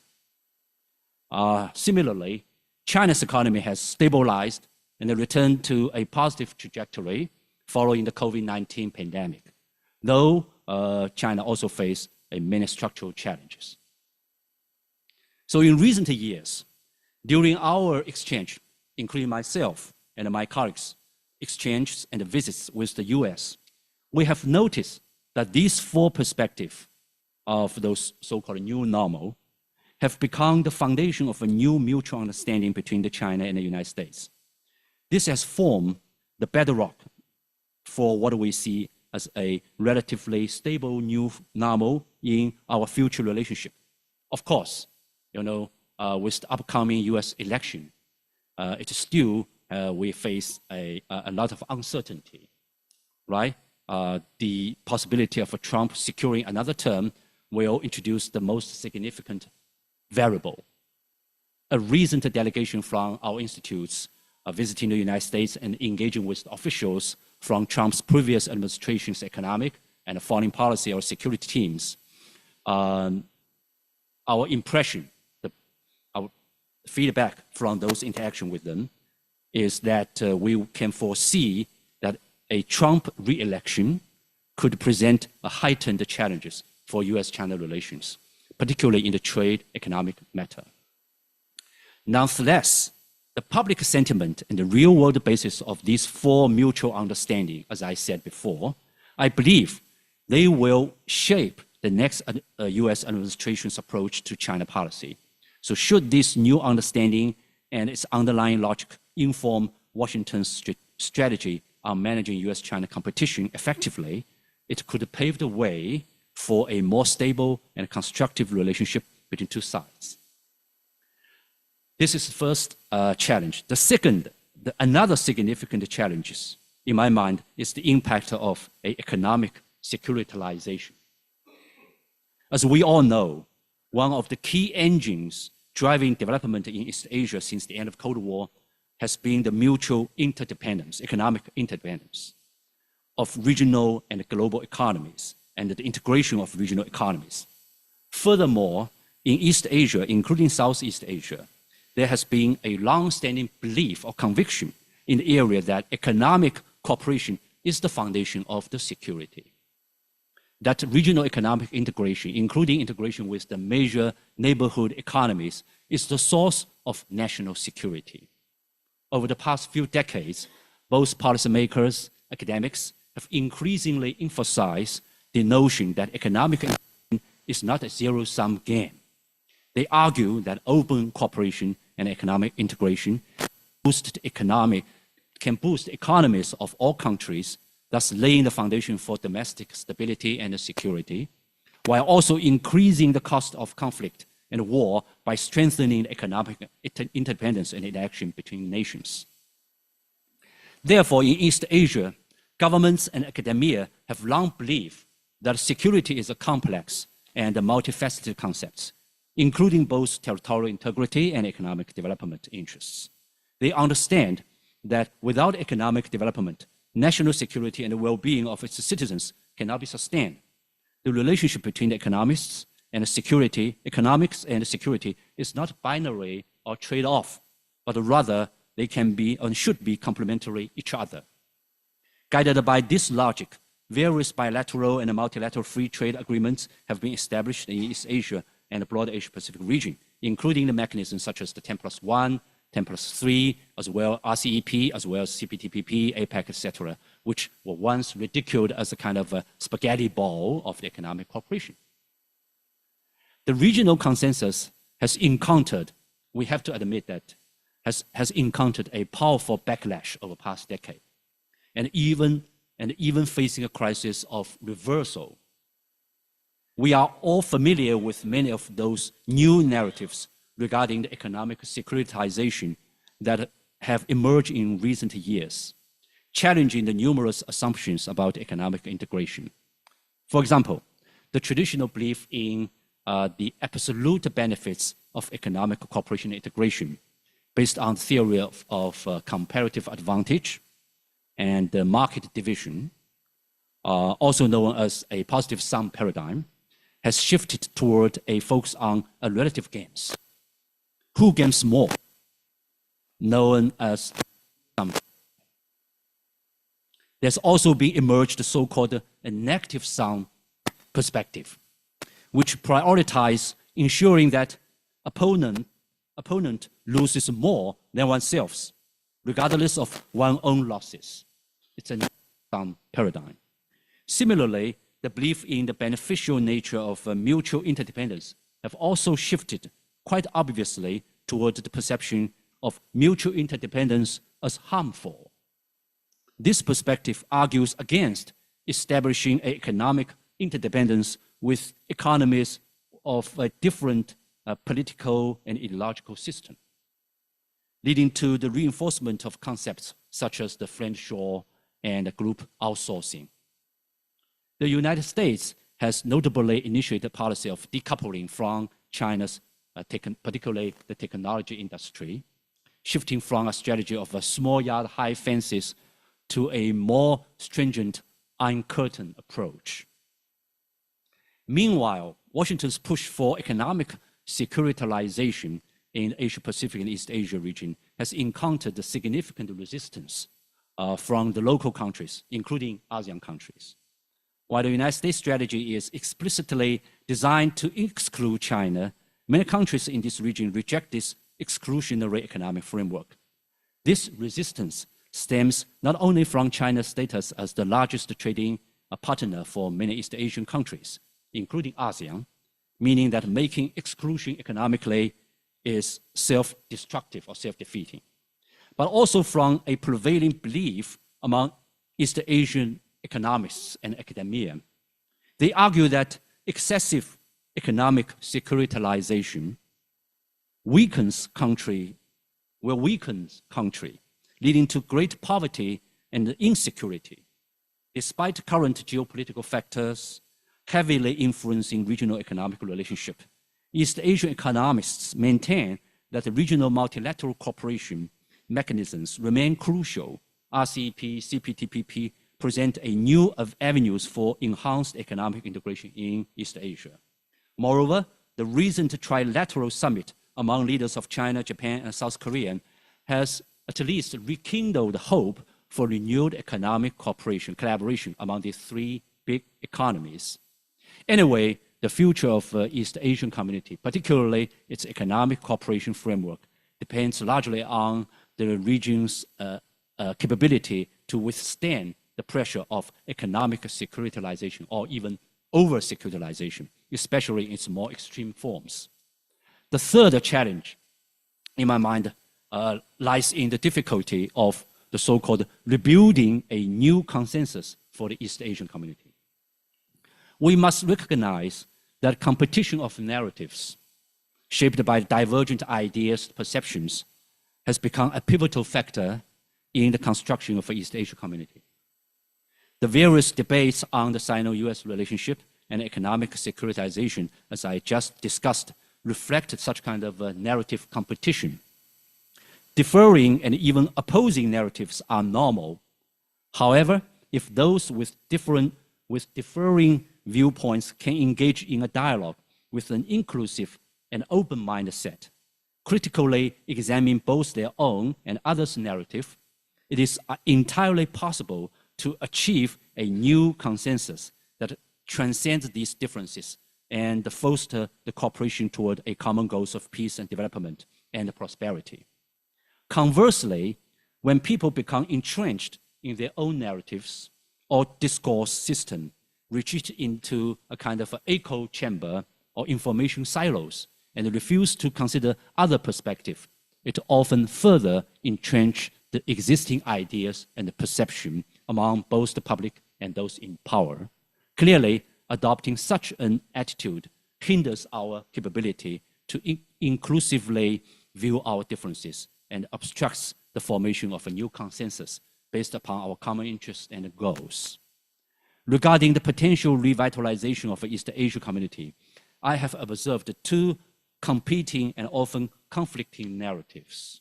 One narrative promotes inclusivity and cooperation, a perspective familiar to those involved in the community's development.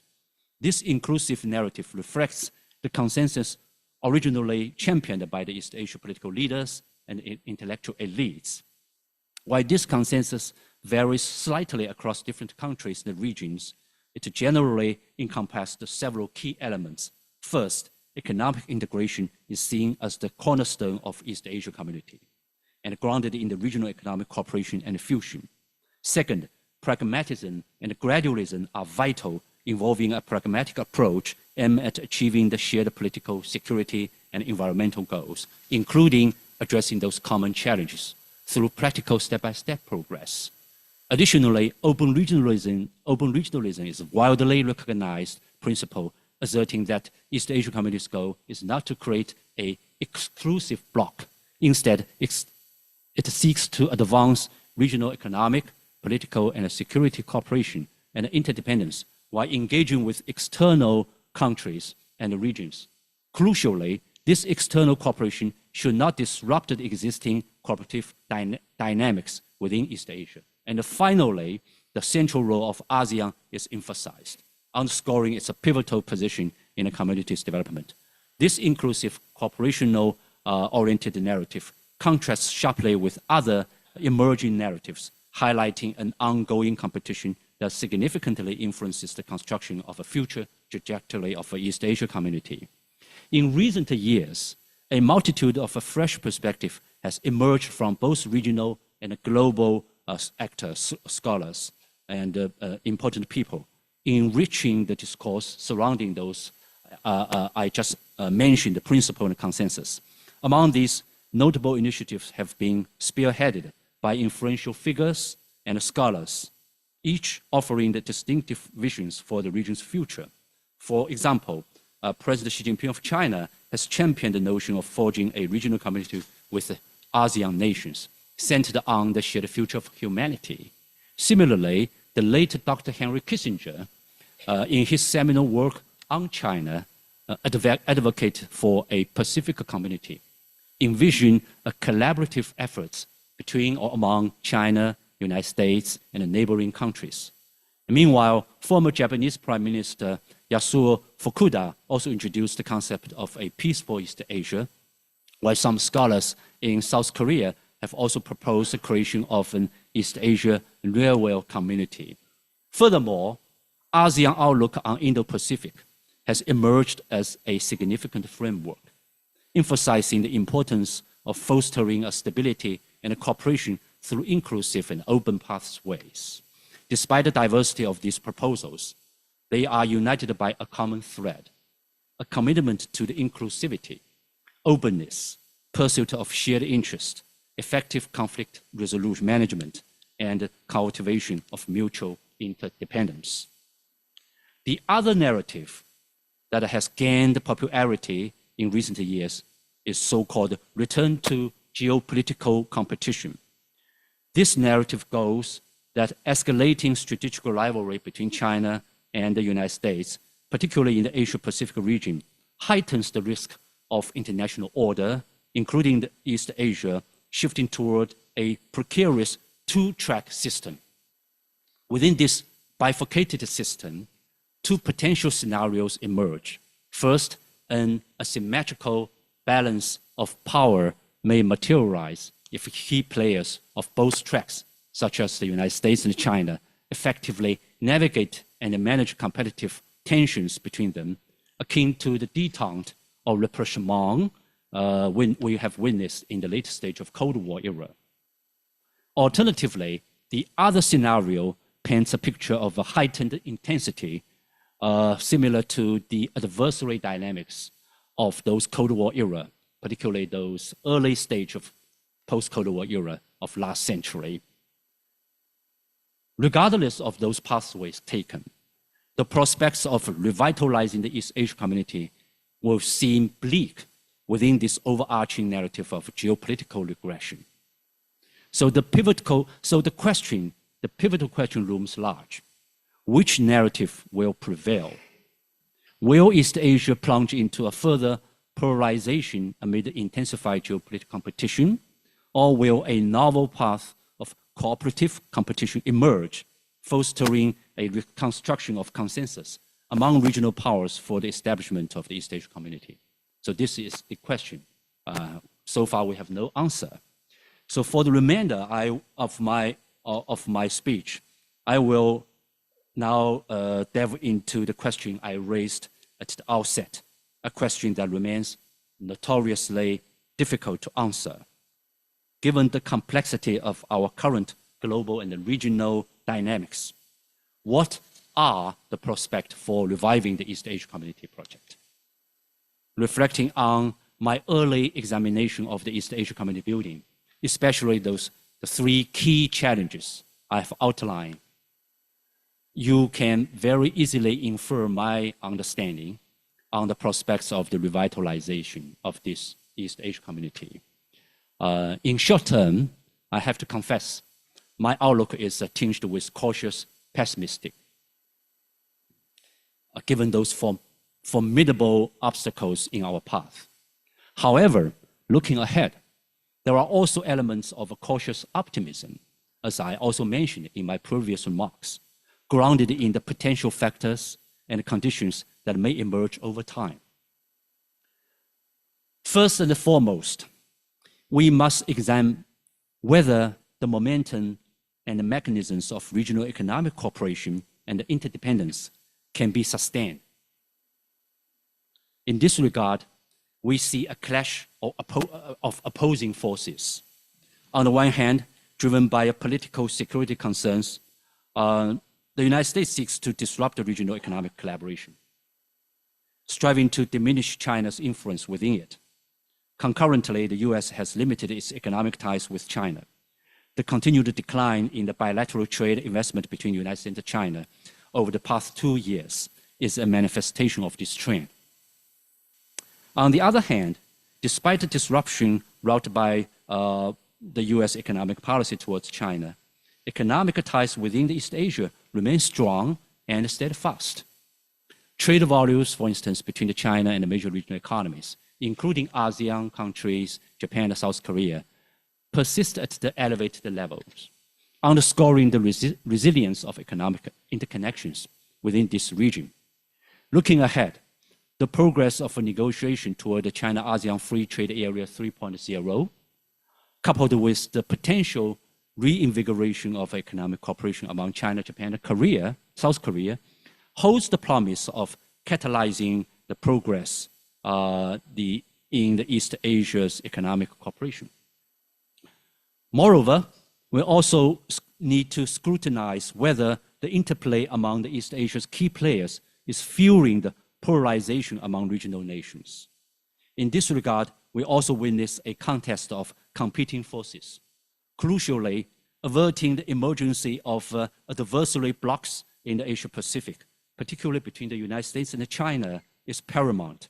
As I said before, both China and the United States, after years of intense rivalry, are now grappling with the imperative of charting a new course of peaceful coexistence.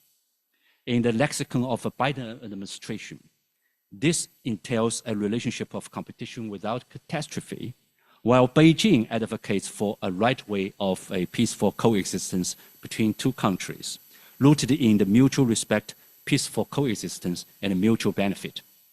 Yet the question looms larger.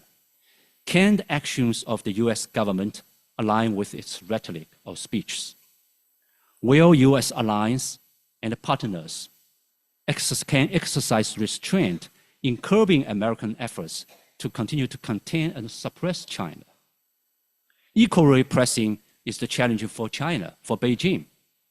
Can Beijing or China maintain a strategic composure and eschew the path of strategic confrontation with the United States, navigating its relationship with those strategic pivots like Russia or North Korea with fineness? In essence, should China and the United States mishandle their relations, precipitating a scenario where China, Russia, or North Korea coalesce into one, while the United States, Japan, South Korea, on the other hand, lead another group? The prospect for a revitalizing the East Asia community would deem to a near impossibility.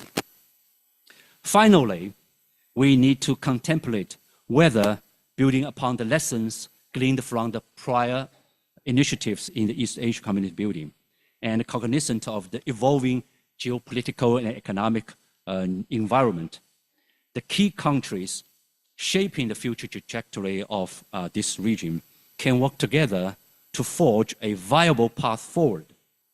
This path ideally transcends the anarchic or archaic zero-sum or negative paradigms, ushering in a new era defined by the positive-sum relationship.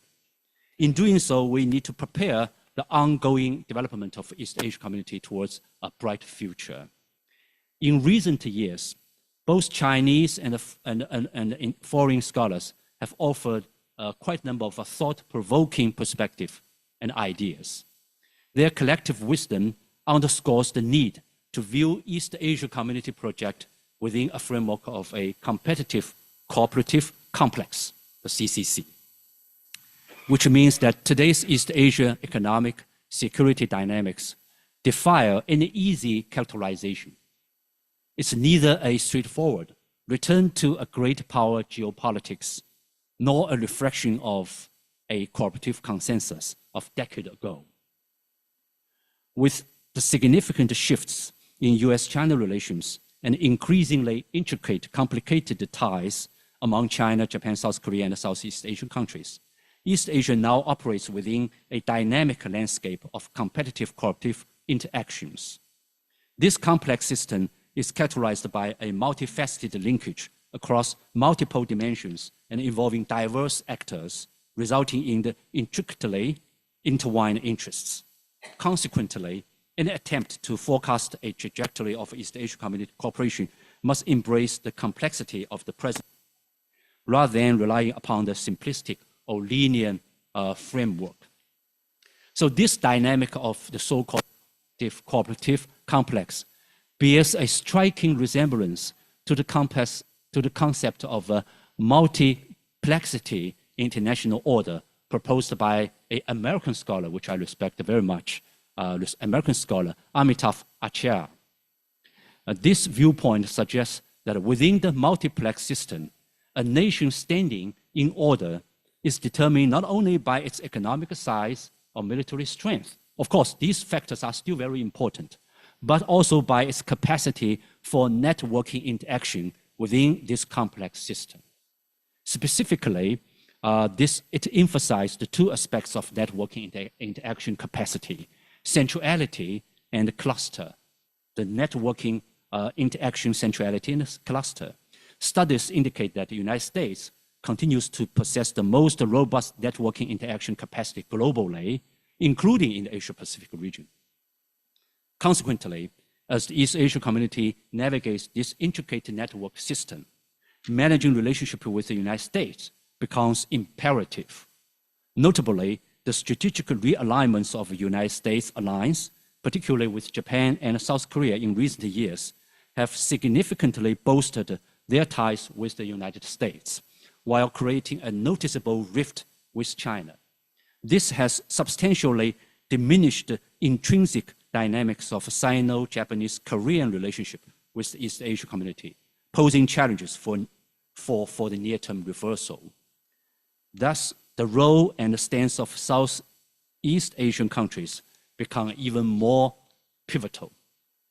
On the one hand, ASEAN nations have made it clear that they continue to desire a certain degree of US leadership and the balance vis-à-vis China in the Asia-Pacific, including in East Asia. On the other hand, most Southeast Asian countries, I would say most, they have expressed their reluctance to simply take sides in the competition between two countries. They have strongly emphasized the importance of these countries, these great powers, respecting ASEAN's centrality and solidarity. For China, navigating its relationship with the United States within this competitive cooperative complex while continuing to advance the overall cooperation in East Asia poses a novel challenge. With the overall momentum of cooperation within China, Japan, South Korea diminishing and unlikely to be reversed in a short term, frankly speaking, the key lies in constructing an inclusive regional order effectively centered around China, ASEAN, and the United States. So let's see that whether we can make a more inclusive architecture centered around China, ASEAN, and the United States. In recent years, notable strategists, such as the late Dr. Henry Kissinger, have proposed concepts like the co-evolution for US-China relationship and the Pacific community for the Asia-Pacific order. President Xi has also put forward the idea of community with the shared future for Asia-Pacific. Though the theoretical foundation differs, the core idea supports an inclusive order involving ASEAN, China, United States altogether, as well as those regional countries. For China, the future lies, as I understand, the future lies in recognizing the role of ASEAN as a super connector or convening power between China and the United States. Furthermore, China and the United States should explore the tri-party alignment within ASEAN's inclusive mechanisms. In the concurrent ASEAN Plus framework, the connectivity and interaction among China, ASEAN, and the United States are relatively weak. We have 10+3, but we have no so-called 10+2 at the present stage. However, ASEAN not only has the potential to facilitate interaction among the three parties, but also demonstrates its growing willingness and motivation to establish the trilateral connection. During the East Asia Summit in 2000 last year, China, United States, India, Australia, and other countries signed documents aligning with the ASEAN outlook on the Indo-Pacific. Additionally, ASEAN countries such as Thailand have proposed the 10+2 cooperation framework, ASEAN plus China and the United States. Finally, China and the United States can support, as I observe, can support ASEAN's central role in regional affairs, potentially elevating ASEAN to become the focal point of the whole region. This would enable ASEAN to play a more significant coordinating role, particularly in managing China-US relations and advancing regional cooperation. So if an inclusive regional order involving the United States, China, and ASEAN, plus others, can materialize, it would inject a new impetus into the construction of the East Asia Community building. However, as I have to admit, despite of those, what I said, those proposals, suggestions delivered by some Chinese scholars or some other international colleagues, achieving this goal requires concerted efforts from all parties, including Washington, Beijing, ASEAN countries, and many other regional powers. If all these big players can work together for a new consensus, it is still likely to see the translation of reviving the East Asia Community building from blueprint into a new reality in the years ahead. I will wrap up my talks. Thank you very much. Thank you for your attention.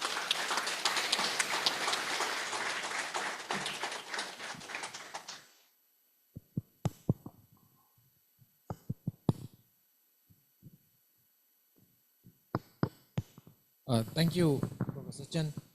Thank you for comprehensive yet very realist perspective, on the future of East Asia in the years ahead. But I think it's not working.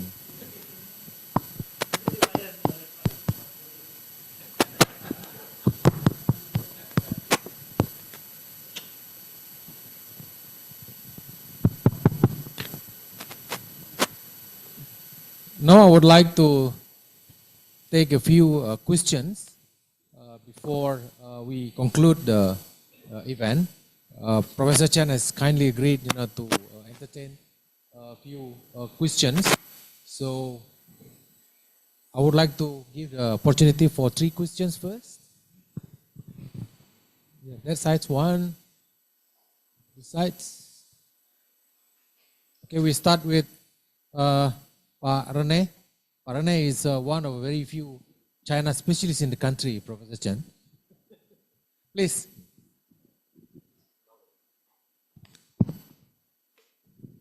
Thank you, Ambassador. My name is Rene Patirijawani. I'm with the Center for Chinese Studies. It seems to me that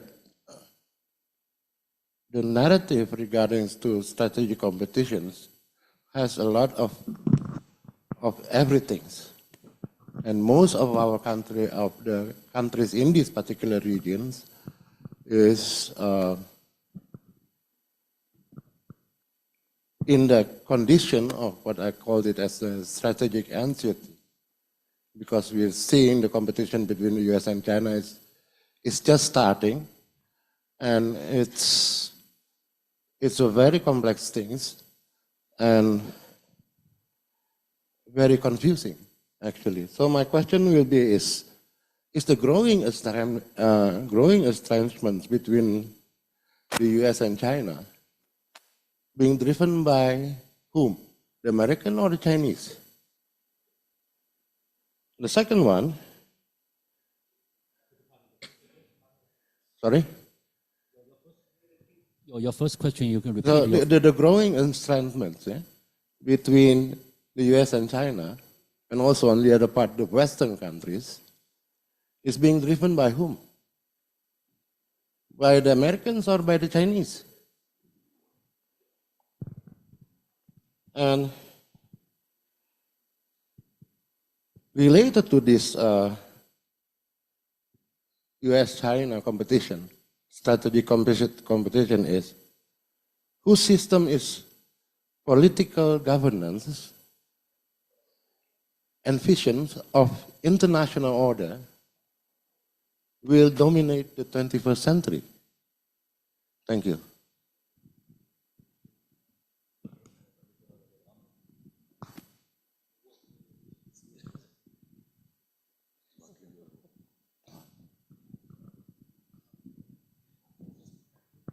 Okay, very good question, actually.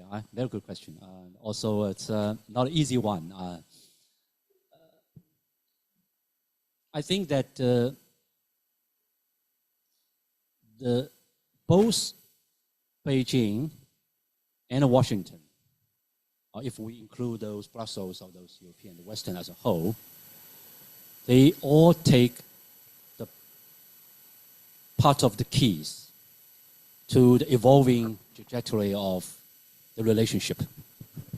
So I would not say that the evolving trajectory of the big power cooperation or competition were only determined by specific one party.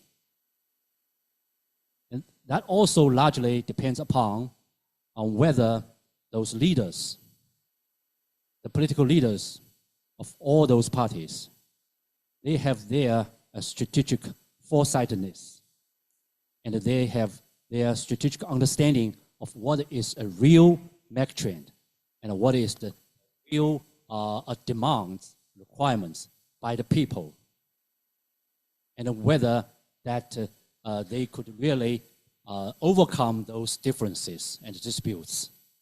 I would not say to set aside, but they need to reach a kind of to frame kind of a more comprehensive framework to address those differences. As long as those fundamental framework could be reset among those key leaders, then it is likely, we say, that we will see a more stable, predictable, big power relationship in the years ahead. So far, I think that, frankly speaking, I'm not so quite certain that whether the Washington could give me a very satisfactory answer that whether those leaders nowadays or in the future, they can offer a very clear strategic perspective that will be helpful in forging a more stable bilateral relationship. I think that the very uncertain and a little bit chaotic domestic politics will definitely prevent such kind of the leaders focus on those big issues. So I'm not so quite sure, but my short answer to you is that this key to the future big power relationship is actually possessed by all, particularly those key leaders. My second answer to your second question is about the 21st century's world order would look like, all right? Yeah, this is a $1 million question, right? The answer. As I said, I'm increasingly inclined to accept that the future's world order would be a kind of a multi-dimensional, I would call cooperative complex, cooperative competitive complex, or a multiplex order. Because nowadays, it is not, the world will never determine only by the so-called poles, based upon the so-called GDP or military expenditure. So when those scholars continue to be obsessed with those ideas of unilateral or unipolarization, or bipolarization, or multipolarization, frankly speaking, I'm a little bit not so convinced. I think that nowadays, the situation, the world evolving, are much more complex.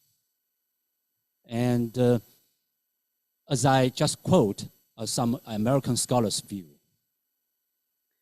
one of the key determinants of the evolving world order is those players, smaller or big countries, whether they can forge a strong, robust networking interaction capacity.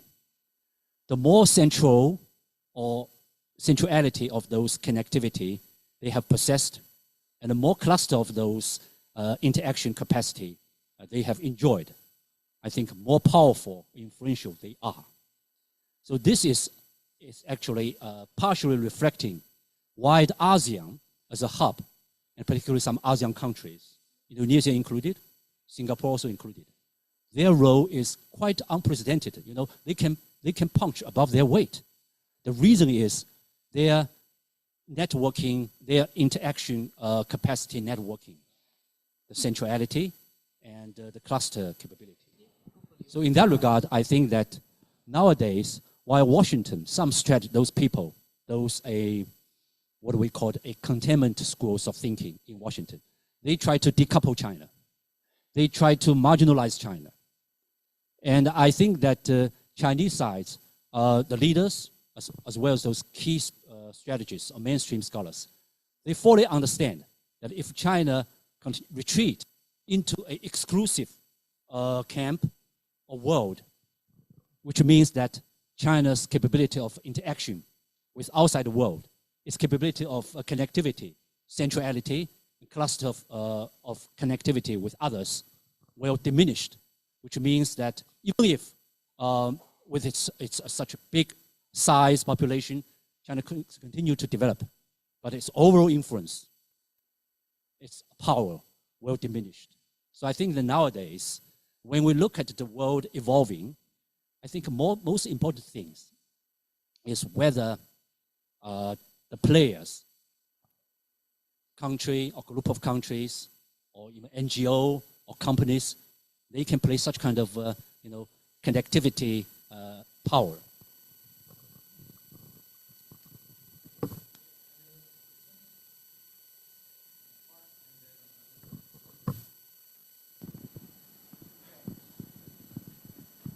Thank you very much. It's very interesting to listen to you. But I would like only to ask one old question which is still unanswered. And I'm talking about the problem which hamper any attempt for community building in the area, which is the South China Sea problem. Of course, we tried already to cooperate well between China and those other countries even before solving the problem. We managed to do things that now China is actually the largest economic partner of ASEAN countries, even though the South China Sea problem is still there. Yes, but if you look in depth, what we managed to do now is a kind of a piecemeal cooperation here and there.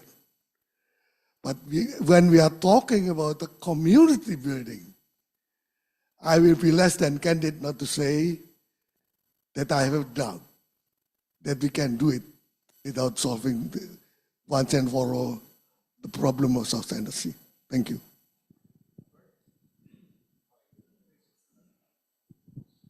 Hello, my name is Bert Hoffman. I work at the East Asian Institute in Singapore. We have met there. That's why I look so familiar, even though I now wear a batik. So I'm an economist, so I'm going to ask something about security, because that's not something I understand. China seems to be keen in having the security role that the United States plays in the region ended. Basically, China wants to see a security structure without the United States. Many other countries in the region seem to be quite comfortable with the security role of the United States in the region.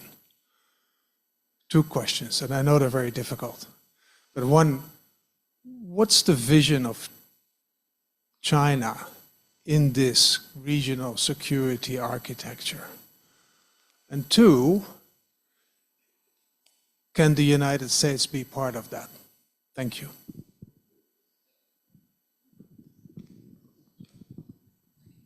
Well, thank you. First of all, Ambassador, I intentionally, set aside those South China Sea issues. I know that sooner or later it will come. So I'm just waiting for that. I'm a scholar, all right. As I said that when I talk with those, when I give you those literature review, very roughly literature review among Chinese scholars about East Asia community buildings. Among Chinese, there's no monolithic view about those East Asia community building in general, as well as some of those specific issues, including the South China Sea issues. There are still different debates, schools of thoughts, frankly speaking, about that. But you all know the Beijing's official lines.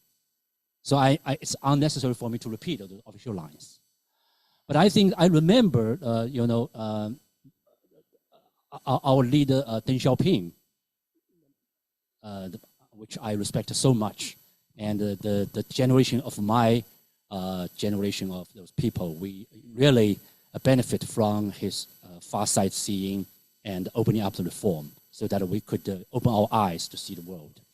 He once mentioned, I think that when, of course, not necessarily refers to the South China Sea issues, refers to other territorial disputes. He said that if, I think he's such a pragmatic, but also have a vision in his mind. He said that given the fact that, all those countries in these regions are still in their very conventional nation-building process. So sovereignty, territorial issues always have been attached greater importance. So this is the facts, right? As Henry Kissinger said that East Asian countries are still one of a very, the area which very strictly stick to the principle of a Westphalia principle, focus on the sovereignty, sometimes even in absolute terms. That's the facts. That's the facts. So Deng Xiaoping said that if we could not have the wisdom to address such difficult issues, let's leave it to the next generation.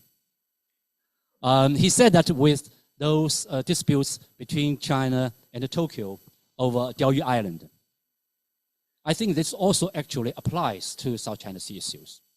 And in the past decades, we all know the context and the historical development of South China Sea. It's unnecessary for me to revisit. And ASEAN countries, different countries, have your version of story about the disputes, differences. And the Chinese side, we have our vision, our story about that. That all depends on what kind of a narrative. As I said in my remarks, in my presentation, that whether it is likely we can really have a exchange of those narratives in a critical or self-critical way. And let's see that in which way, even if we have not that smart or with those wisdom to solve the issues permanently, let's set aside these differences, focus more on the common agenda in South China Sea. And the common agenda in South China Sea, I think in the past few years, decades, have shown very clearly environmental protection, all right? And also, I think that to keep it's a really important line of communication, sea level communication. It's common agenda. So despite of those territorial differences claims over it, Beijing said that it belongs to China, some islands, but of course we have differences. But I think that as long as we keep that in mind in our, and also at the same time, very important, that South China Sea is the problem between China, Beijing, and some of the ASEAN countries. But we should not let the South China Sea be hijacked as the political prison, all right? It's a hostage for the overall relationship, because overall relationship is much bigger than the South China Sea. So even if sometimes the tensions has been escalated, but we need to have a more broad picture. This is also what I always, try to tell to my ASEAN colleagues, that we have a more big pictures. With that does not mean that China tried to buy time to try to just, solve these issues. And I mean that as long as we have not such a wisdom to solve it permanently, let's focus more on what in common we can achieve. And at the same time, during our concerted efforts to working towards the common agenda or goal, perhaps when time goes, the new generations can accumulate a more wisdom and much better or smarter than us. That's my answer to you. And for your questions about the China's vision of the Asia, the regional security architecture, as well as whether China would try to exclude or how China sees as part of. I think that realistically speaking, I'm always I'm not a very, categorically a realist schools of thought. But I always say that we have to perceive those evolving direction from a realistic perspective, from a historical perspective. So the US presence, including its security presence here, is the reality and has its role, has its position, and also, frankly speaking, even if many Chinese do not like it, but has been, perceived by quite a number of ASEAN countries, members, believe that it could play kind of a balance, make them even more relaxed. Former Prime Minister Lee Kuan Yew, he is a realist, a hard realist. He said it very clearly that ASEAN or Singapore need the United States. Singapore need the United States, all right? Singapore need the United States.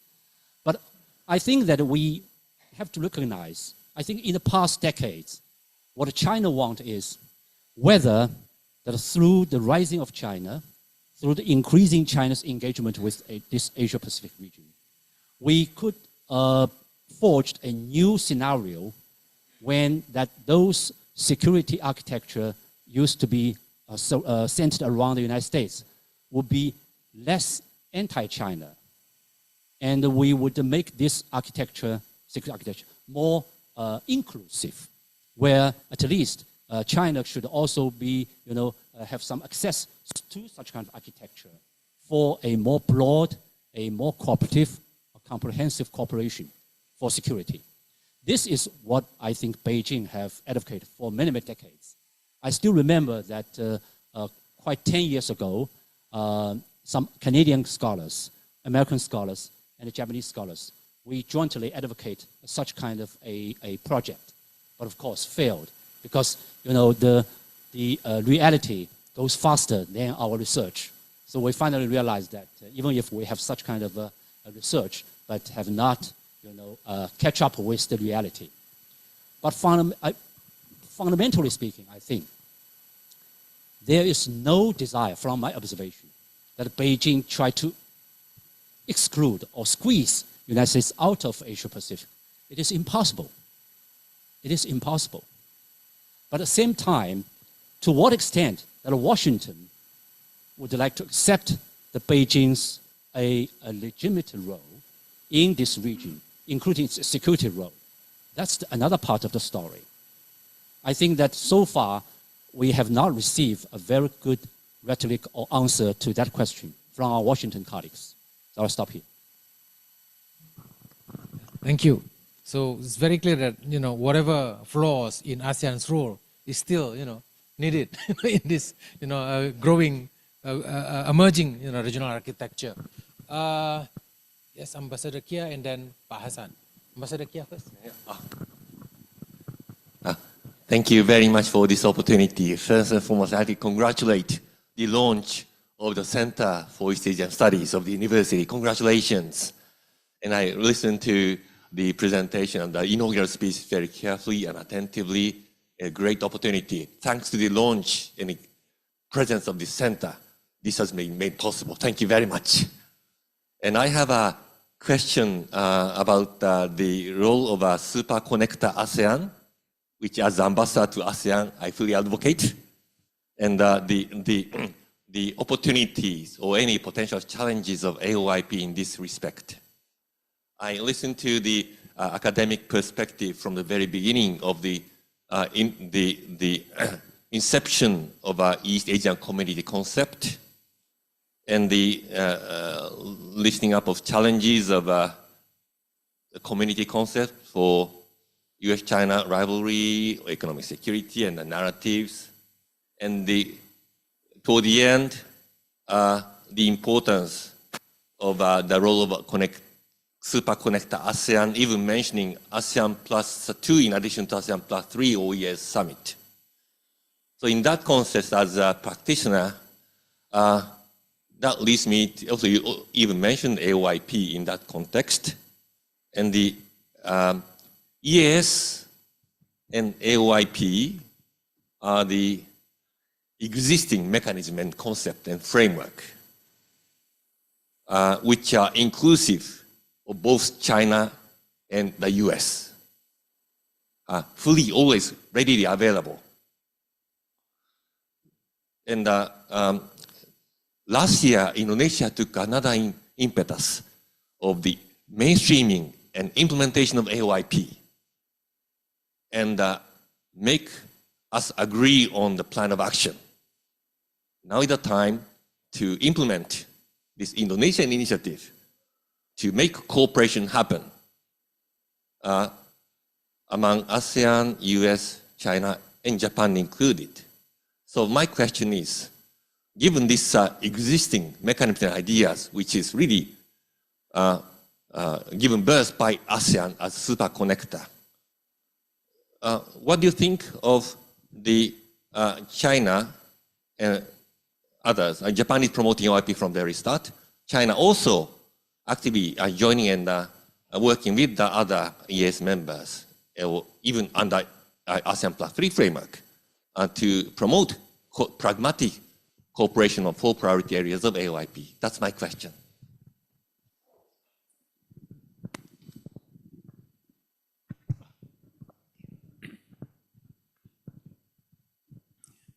You mentioned, Professor Dangs, Professor Chen, a few times about the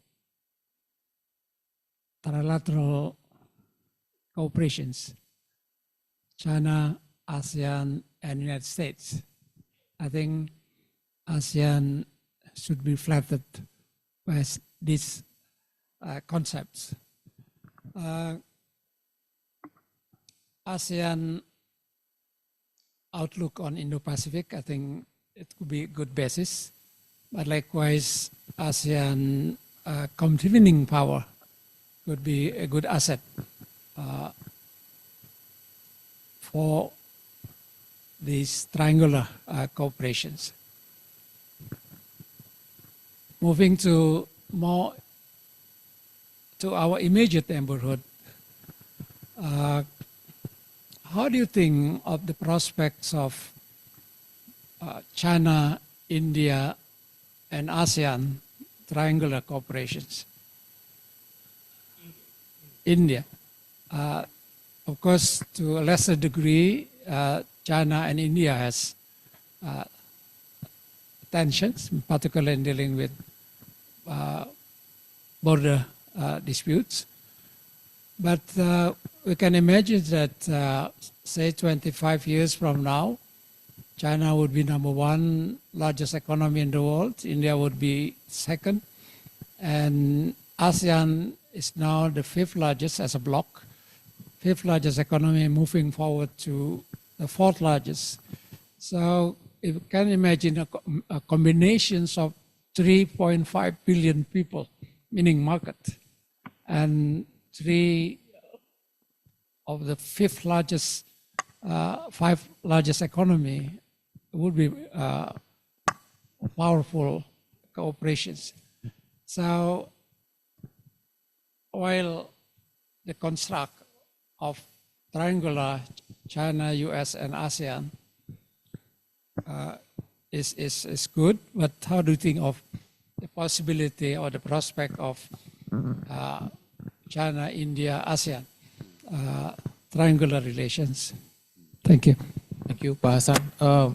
I'll collect the third questions from Pak Andy, so former Chief Editor of Jakarta Post.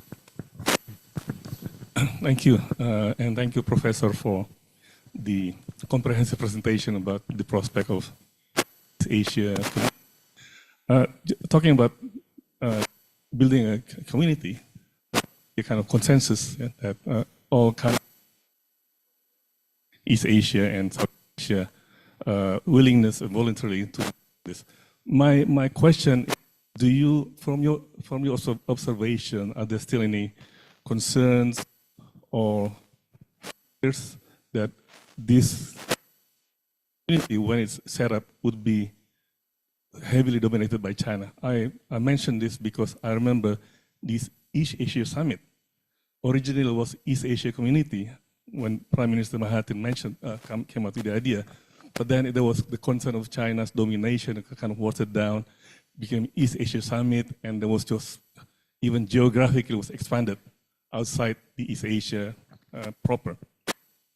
My question is, do you detect this concern as probably a hindrance for the possibility of an East Asian community? If I may have a question, we talk about inclusivity of this. Sorry, I think that I could not catch your key part of this.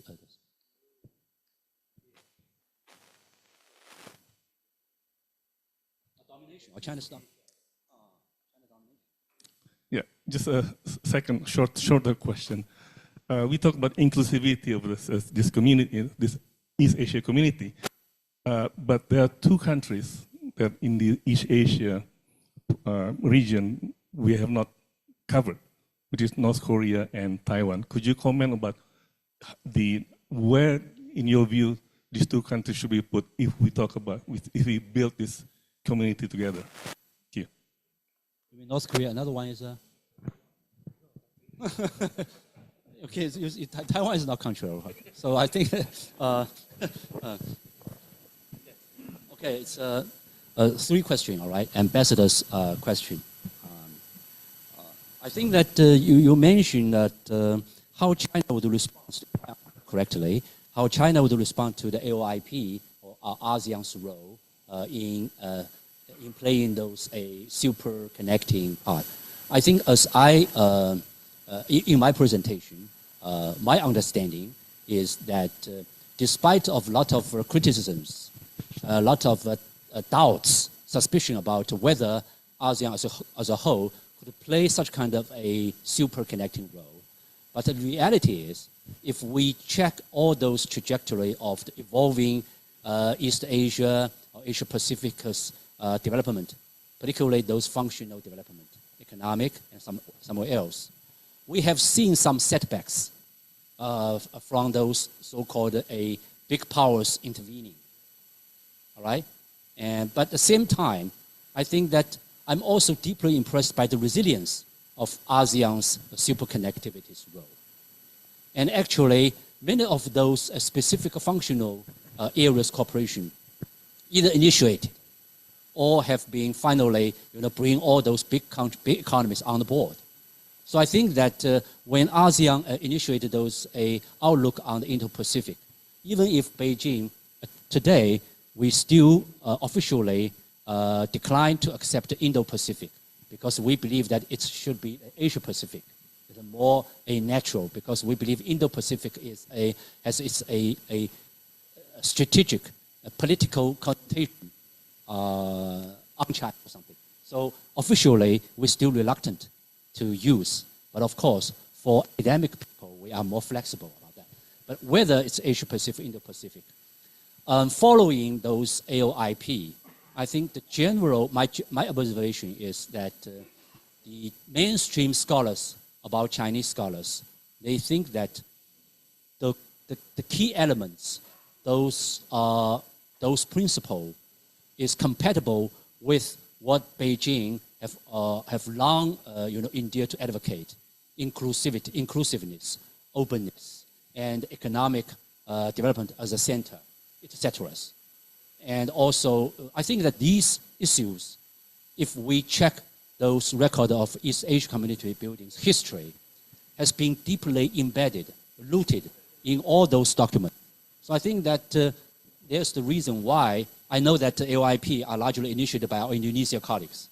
Congratulations, show your leadership. And also has, so I think that compared with some other Indo-Pacific strategy or documents, either by the United States or Japan, Tokyo, and some others, Beijing would be more, willing to accept those principles included in those AOIP. Why? Because I think ASEAN countries, Indonesia, for instance, those advocates fully understand the success, the governing principles which have made those evolving trajectory successful: inclusiveness and economic development as a center. and as well as to making relatively, I would say, the gradualism or pragmatism. So that's very important. Mike, to Your Excellency's question about the trilateral relationship, early this year, I led a small group to revisit India, New Delhi, for almost 1 week. And our delegation is the third delegations which have been given the visa by New Delhi in the past 4 years. And you see that that's quite a stark situation between two sides. There almost no communication, let alone the official lines. And the boundary issues, of course, is one of the issues. But during our interaction with our Indian colleagues, think tanks people, media people, and the foreign ministry people, the one point I reiterate particularly is said that Beijing's persistence on boundary issues has always been consistent. That we recognize there are some differences, but as I said regarding those different territorial disputes with South China Sea and as well as disputes with Diaoyu Island, it is the reality. Both sides have your different version or narrative about the boundary or disputes, but the boundary issues is only part of the story of overall bilateral relationship. And what concerns me is New Delhi in the past few decades. They think that it is a strategic opportunity for New Delhi to press China in boundary issues because strategically, environmentally speaking,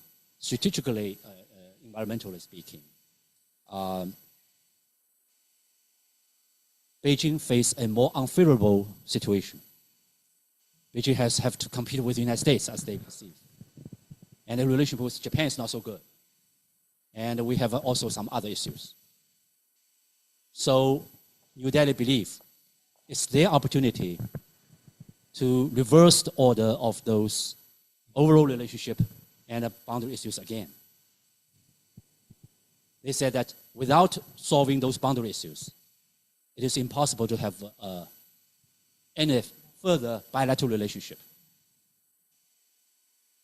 Well, Beijing, of course, resists that. And actually has no, we have seen quite a cruel or strained relationship between two sides. But I know your question.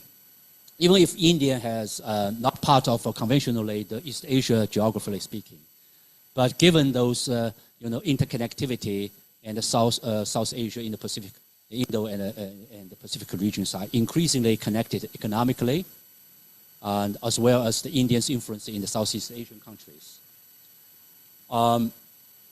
Realistically speaking, I'm not that optimistic about any kind of breakthrough between New Delhi and Beijing in the foreseeable future. Largely because I think, not because I'm a Chinese, so I always speak for Chinese position. Because my observation is that New Delhi's understanding about China's position and policy vis-à-vis New Delhi, including boundary issues, has been misled. They think that if they press more, Beijing would make concession, would compromise on that issues. But actually, this is, only make things even worse. The workable path for a more stable, a good relationship is that given two sides, the leaders have already recognized it's such two big civilizations, a huge potential developing, rising two economies. There's great potential. But as long as, that the sitting government, now the new government, they still perceive China, Beijing, as their key rivalry, as they still believe that without solving the boundary issues, would be unlikely for any kind of improvement bilateral relationship. So I think that, it needs two to have a tango, even if Beijing try to have a more stabilized, good relationship, as long as New Delhi has such kind of quite a fixed perception about bilateral relationship, we still have to, wait and see. It's quite difficult, right? Quite difficult. But my recent visit to India at least indicate that New Delhi has recognized the importance of resuming more scholarly exchange of views, because I have told our New Delhi colleagues that in the past decade, particularly in the past a few years, because of there's no direct lines of communications, the new young generation of China, those people, either in those policy making, decision process, or in the scholarly academic communities, they are much more hawkish than before. They are more hawkish on India and more negative on the China-Indian relationship. So that's quite worrisome. And I think that the New Delhi colleagues, the colleagues in New Delhi, they recognize this is the problem. So they express their interest in resuming more dialogue. So this year we began to receive more delegation from New Delhi. The last one is the China's domination. Well, I think that I myself believe that that all depends upon how you perceive the dominance. Right? If you think that the most powerful players definitely comes to the dominance, that may be too simple. And if, as I said, that even if China these days, given its economic and military or a comprehensive power per se, is quite dominant compared with some other relatively smaller economies. But today's world is much more, we need to focus more on the connectivity and interconnectivity. And in that regard, I think Beijing still have a lot of way to go. So that all depends on how you define the dominance, right? I think that if we use those multiplex paradigm, actually the dominance these days is still the United States. And some other catching up economies, ASEAN or some other key economies, Japan, South Korea, or China included, have their relative comparative advantages in this regard or another regard in terms of this connectivity. But no one could dominate this connectivity or in a complete cooperative way. So don't worry too much about the China's dominance. And China learned a lot of lessons about hegemon.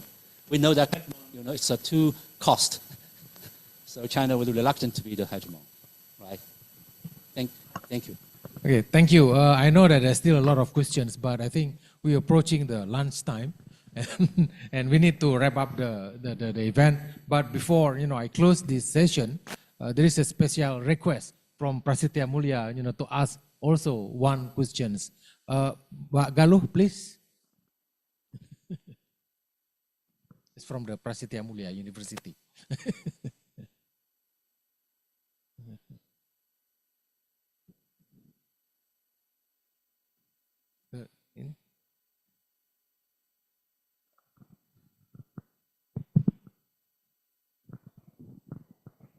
I have two questions for you. One is, how important is the presence of the Center for East Asian Studies in a geopolitical context?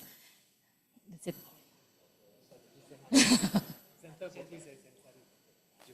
In geopolitical context, and your statement for Universitas Prasetiya Mulya for this inauguration. That's all. Your statement, Professor Deng statement about. I think that yesterday I have opportunities to talk with Yusuf and many other colleagues here. In our chatting yesterday evening, I not only send my congratulations to this new center, but I'm also quite curious about the motivation or rationale behind of such kind of centers building. Because I think that quite coincidentally, in China, the Beijing government also, invested more than before on building more those regional country study centers. I think that maybe we have the similar kind of the reason behind.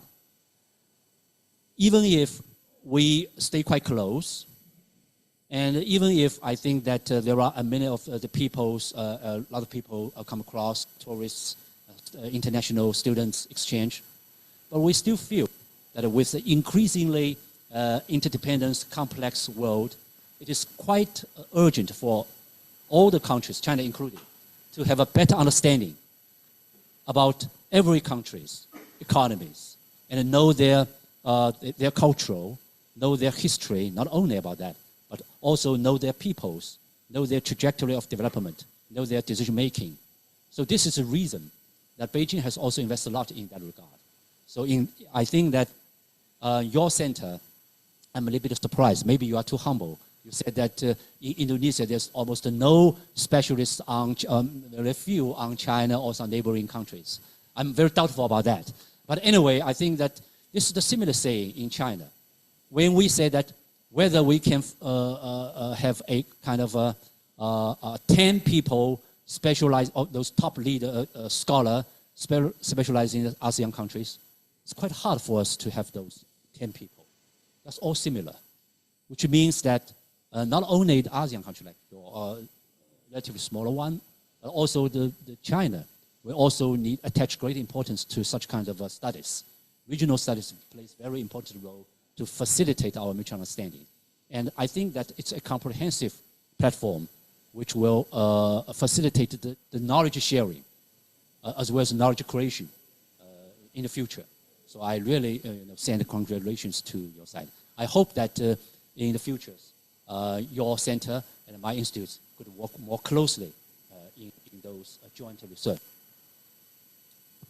Thank you. With that, I think, we really, had a very interesting conversation. And this conversation, I can assure all of us, will continue, through the centers as a platform, and also through collaboration with other similar institutions in the region. So please join me, to thank Professor Chen Tongxiao for, his lecture. Thank you very much, Professor Shen and Dr. Rizal Sukma. And now I would like to ask Professor Shen and Dr. Rizal Sukma to stay on stage. And I would like to invite Professor Jisman Simanjuntak to come on stage to present a gift, which is an ulos, traditional fabric from North Sumatra, to Professor Shen, as a thank you message and to symbolize a continuous collaborations between the CIIS and CEAS.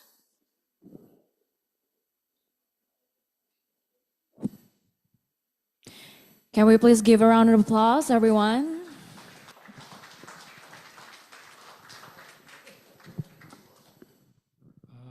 Excellencies, ladies and gentlemen, Prasetiya Mulya honors the guest with a special token. And this is a cloth from North Sumatra.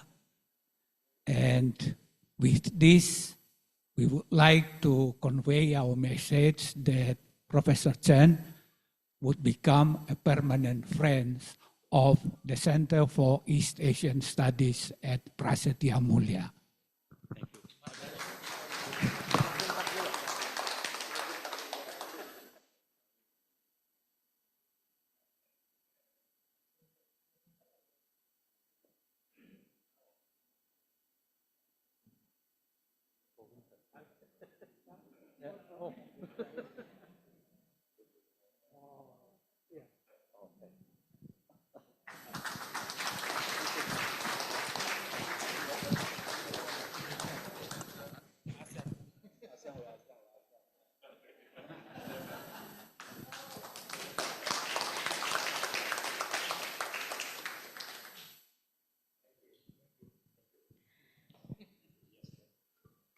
Thank you very much, Professor Jisman, Professor Shen, and Dr. Rizal Sukma. All ladies and gentlemen, all distinguished guests and excellencies, as we have almost concluded this event, For the closing speech, I would like to invite Dr. Rizal Sukma, Executive Director of CEAS, to give his closing speech. Well, thank you. So it's not the end yet. I'm sure that you will agree with me, if I say that, we just had a great conversation on the future, of the region. And as I, mentioned earlier, that the center will continue to be the platform, for this kind of, dialogue, interaction, and also in educational activities, in order to really create that pool of expertise, on East Asia.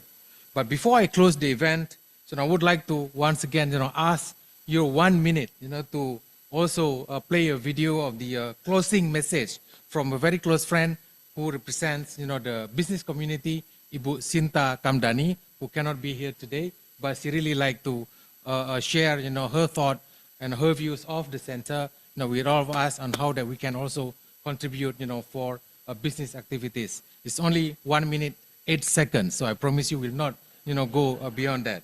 So please play the video.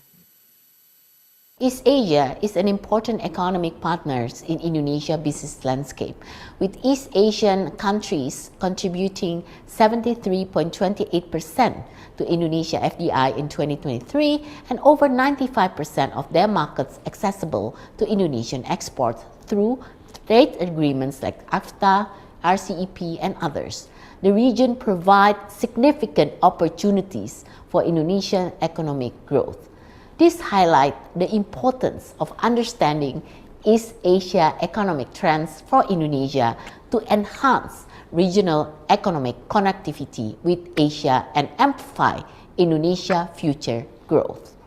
I hope with the development of the East Asia Study Centers of Prasetiya Mulya, it can become the leading institution for comprehensive research analysis, providing policy insight and serving as a hub for networking and partnership to optimize market access in East Asia. Thank you. And finally, I would like to thank Pak Yusuf, Pak Hasan, Pak Jisman, Pak Pras, Pak Sumadi, and all of us, who are here in Ibu Clara, especially for making, I think, this idea of having a center for East Asian studies, become a reality. So their, role is really, very significant in putting together today's institution that, I hope, will continue to flourish.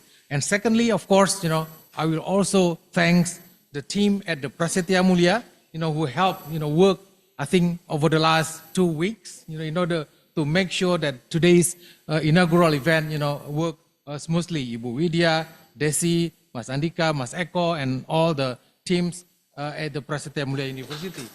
And also the team at the CSIS, who work behind the doors, closed door, in order to support Prasetiya Mulya team, Wafa, Sofa, and also Chelsea, the moderator. Thank you so much.